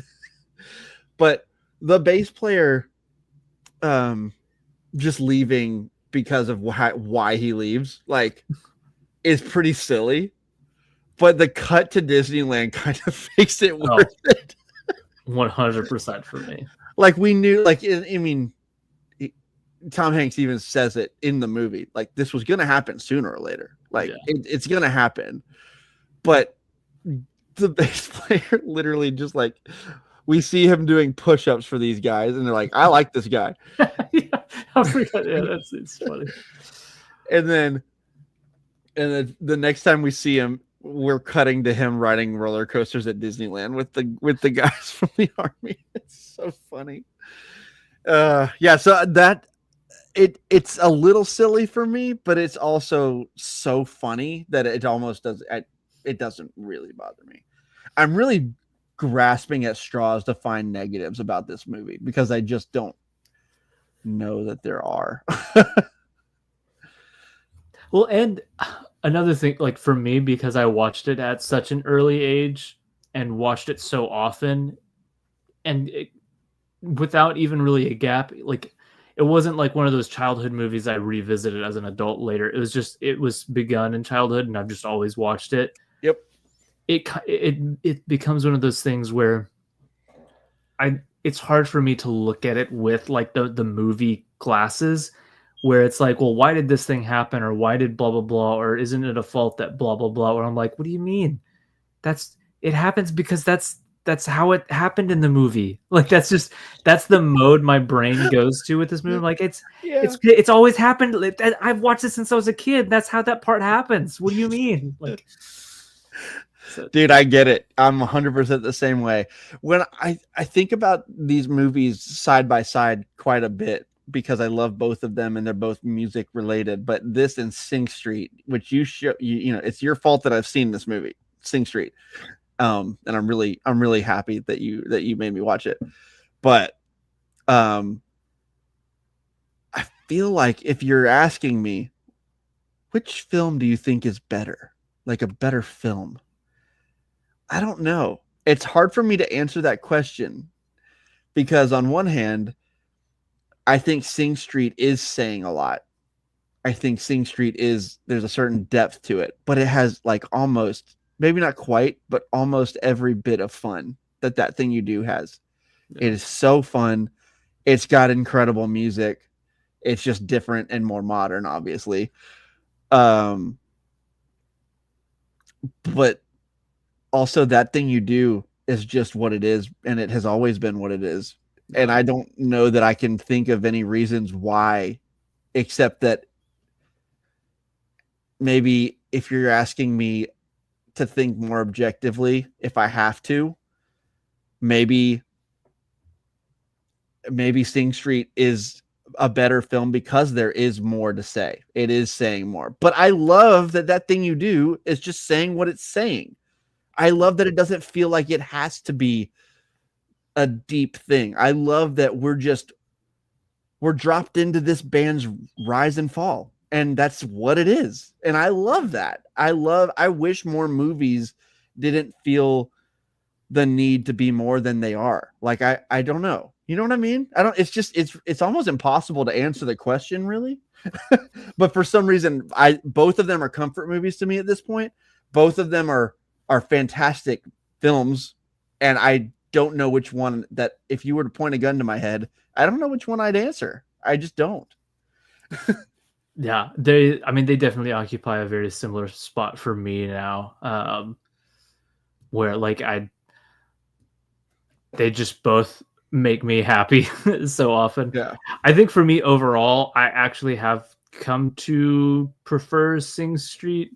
And it is mostly just because the brother relationship in it, and then I think that's it. Yeah, I think whenever he is finally able to let it out, and he's like, "Once I was an effing jet engine," and you really get to see what makes him take. I'm like, man, that's a moment. And every time she listens to Find You and cries to it, I cry, and I think like a moment like that is kind of the thing that tips it. But like that thing you do has a lot of incredible moments, but it doesn't have a moment like the brother like throwing his fist pumping in the air when he sees his little brother cross the, get out of the harbor or whatever. Like, that scene does something to me and makes me so emotional. That as great as that thing you do is, and as many perfect moments as it has, it doesn't have anything quite like that. Yeah. And so which is why I'm like tempted to say, like, which one of these movies is better? I feel like it would be Sing Street. But again, I also just love that thing you do is just what it is. Yeah. Yeah. I don't know. And there are times where like this always sounds disparaging, and I don't mean it disparaging, but it's like like if I just take, because it's the easy one for me, where I'm like, I think of The Godfather, where I'm like, boy, it's a heavy, serious movie. It's a commitment kind of movie. It's a movie. Well, I usually am in the mood for it just because I love it so much. But like there are times where you're like, man, I want to put on a feel good kind of movie, and you become glad that movies exist that aren't super serious. And they're like, hey, do you want to put on 2 hours of fun? Yeah. I'm like, yeah, that sounds good. And I'm really glad that I've got like fantastically made 2 hours of fun movies, you Yeah. know? And like, I get the cost of that is that I'm never gonna like cry in it, you know? Like that's the price of doing business with that kind of experience. Yeah. But again, it's like I'm glad that experience exists, you know? Yeah. The movie landscape would be worse off if we didn't have those experiences.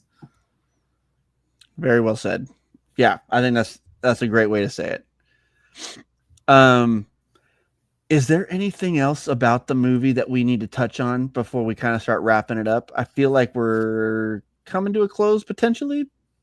Yeah, I feel like we hit all the major beats. Anything that we didn't hit is just like Major beats. Sorry. is is just all of the moments. Like, I mean, this movie is, again, if you shave off all of like the fun little side bits and asides and all of that, it's a functional movie and it's still be good. But like, to me, the movie is made up of like all of these memorable little things that happen. And like I love the montage of them riding bikes over the sidewalk of all the states and stuff, and great montage music, and like it's full of fun things. And so I'm sure we could probably spend another half hour just like scanning our brains full of like, oh, this isn't important to the plot and we can't really talk about it in terms of like, what's this movie about? But boy, there's actually like these 8 other little side things that I quote all the time that we never touched on. And yeah, because that's just again, it's like every scene has one of those for me. For sure. Yeah, and yeah, we could probably talk about this movie for 4 hours if we wanted to. But when you said that that montage, it did make me think of one other thing. I love it's just a little touch, kind of like you're saying. It's just one of those little touches, but it just adds to the characters, like their, skyrocketing fame and, and wealth as well throughout all of it. And, but there is the really quick blink, if you blink and you miss it, but they like their instruments get upgraded through that. Through that. And like the guy gets a new drum set. It's a Ludwig and it's freaking gorgeous. And the cymbals are so shiny. And like the bass player gets a bass that actually looks really similar to the one I have. And I love it. And it like just beautiful new instruments. And they're from an era that like people like still play like instruments from that era because they're so great. And I always love seeing them upgrade their instruments. So like now they're like, man, okay, they've been great on their old stuff that they've had for years, like the one guitar that they've had for years. Now they're playing top of the line stuff and selling out arenas. And like, so it just kind of adds to the overall like stepping stone of their fame to me. It's just such a little small thing that maybe even some people don't notice, but I notice and I really appreciate that little detail. I think on that note, this movie does little details just of the world so well. So like the dad of these sisters that I know here, he's like loves this movie. And the 60s were like a formative decade for him. Like he remembers the music, he remembers all of that. And it's fun talking about this movie with him because he's like, there's no other movie that like captures what it felt like to be like a young person during this era of just like the excitement of music and fashion and keeping up with like the new song and what the radio was to them versus what the radio is for now. It's just a night and day difference. And like what it meant to make sure that you were there to see this, so-and-so is performing tonight. We got to make sure. Like he was like, he just goes on and on and on about like the detail of the movie of like, the 60s just came alive in this. It's such a cool way. So Yeah, Totally I agree. just things down to like you said, like just the instruments and the fashion and the sound, like all of the original music is so period appropriate too, and yeah, just Yeah. Yeah. It's it the that production is great. I think that's one of the reasons why it's such a timeless movie is because it gets the era that it's set in so right. And you Yeah. never for a second question it from the Yeah, opening it's not a credits. 90s movie about the 60s. It's like, Right. no, it's like it looks like the 60s. It really just feels like they made it in the 60s sometimes. Like I always forget that it's made in 90s. It was made or released in 96. Like it's Yeah. that it almost feels weird to me that it was because it's so 60s. But then you see like actors I know that they wouldn't have been that age in the 60s. But yeah, it's just that's one of the great reasons why it's so timeless is because of the detail and because it just drops you into that era and you never question it. Yeah. And yeah, I love this movie so much, dude. I'm glad we finally got to talk about it. It's like I feel like we needed this because It's just been me and my siblings, man. Yeah, quoting it to each other. And honestly, like my wife really likes the movie, but she didn't grow up with it. I showed it to her, and so she doesn't know it like I do. And so, like, I can't even quote it the same way with her. It's like, it's really just like, you guys are people I grew up with, like my brothers and whatever. But being able to just literally talk about the movie scene by scene and then quote it with someone and record it as a podcast, I'm living the dream right now. This is great. But guys, if you are still listening, you made it to the end, thank you so much. Make sure you guys go and go join our Facebook group, Banter Fodder discussion group, film and television discussion group on Facebook.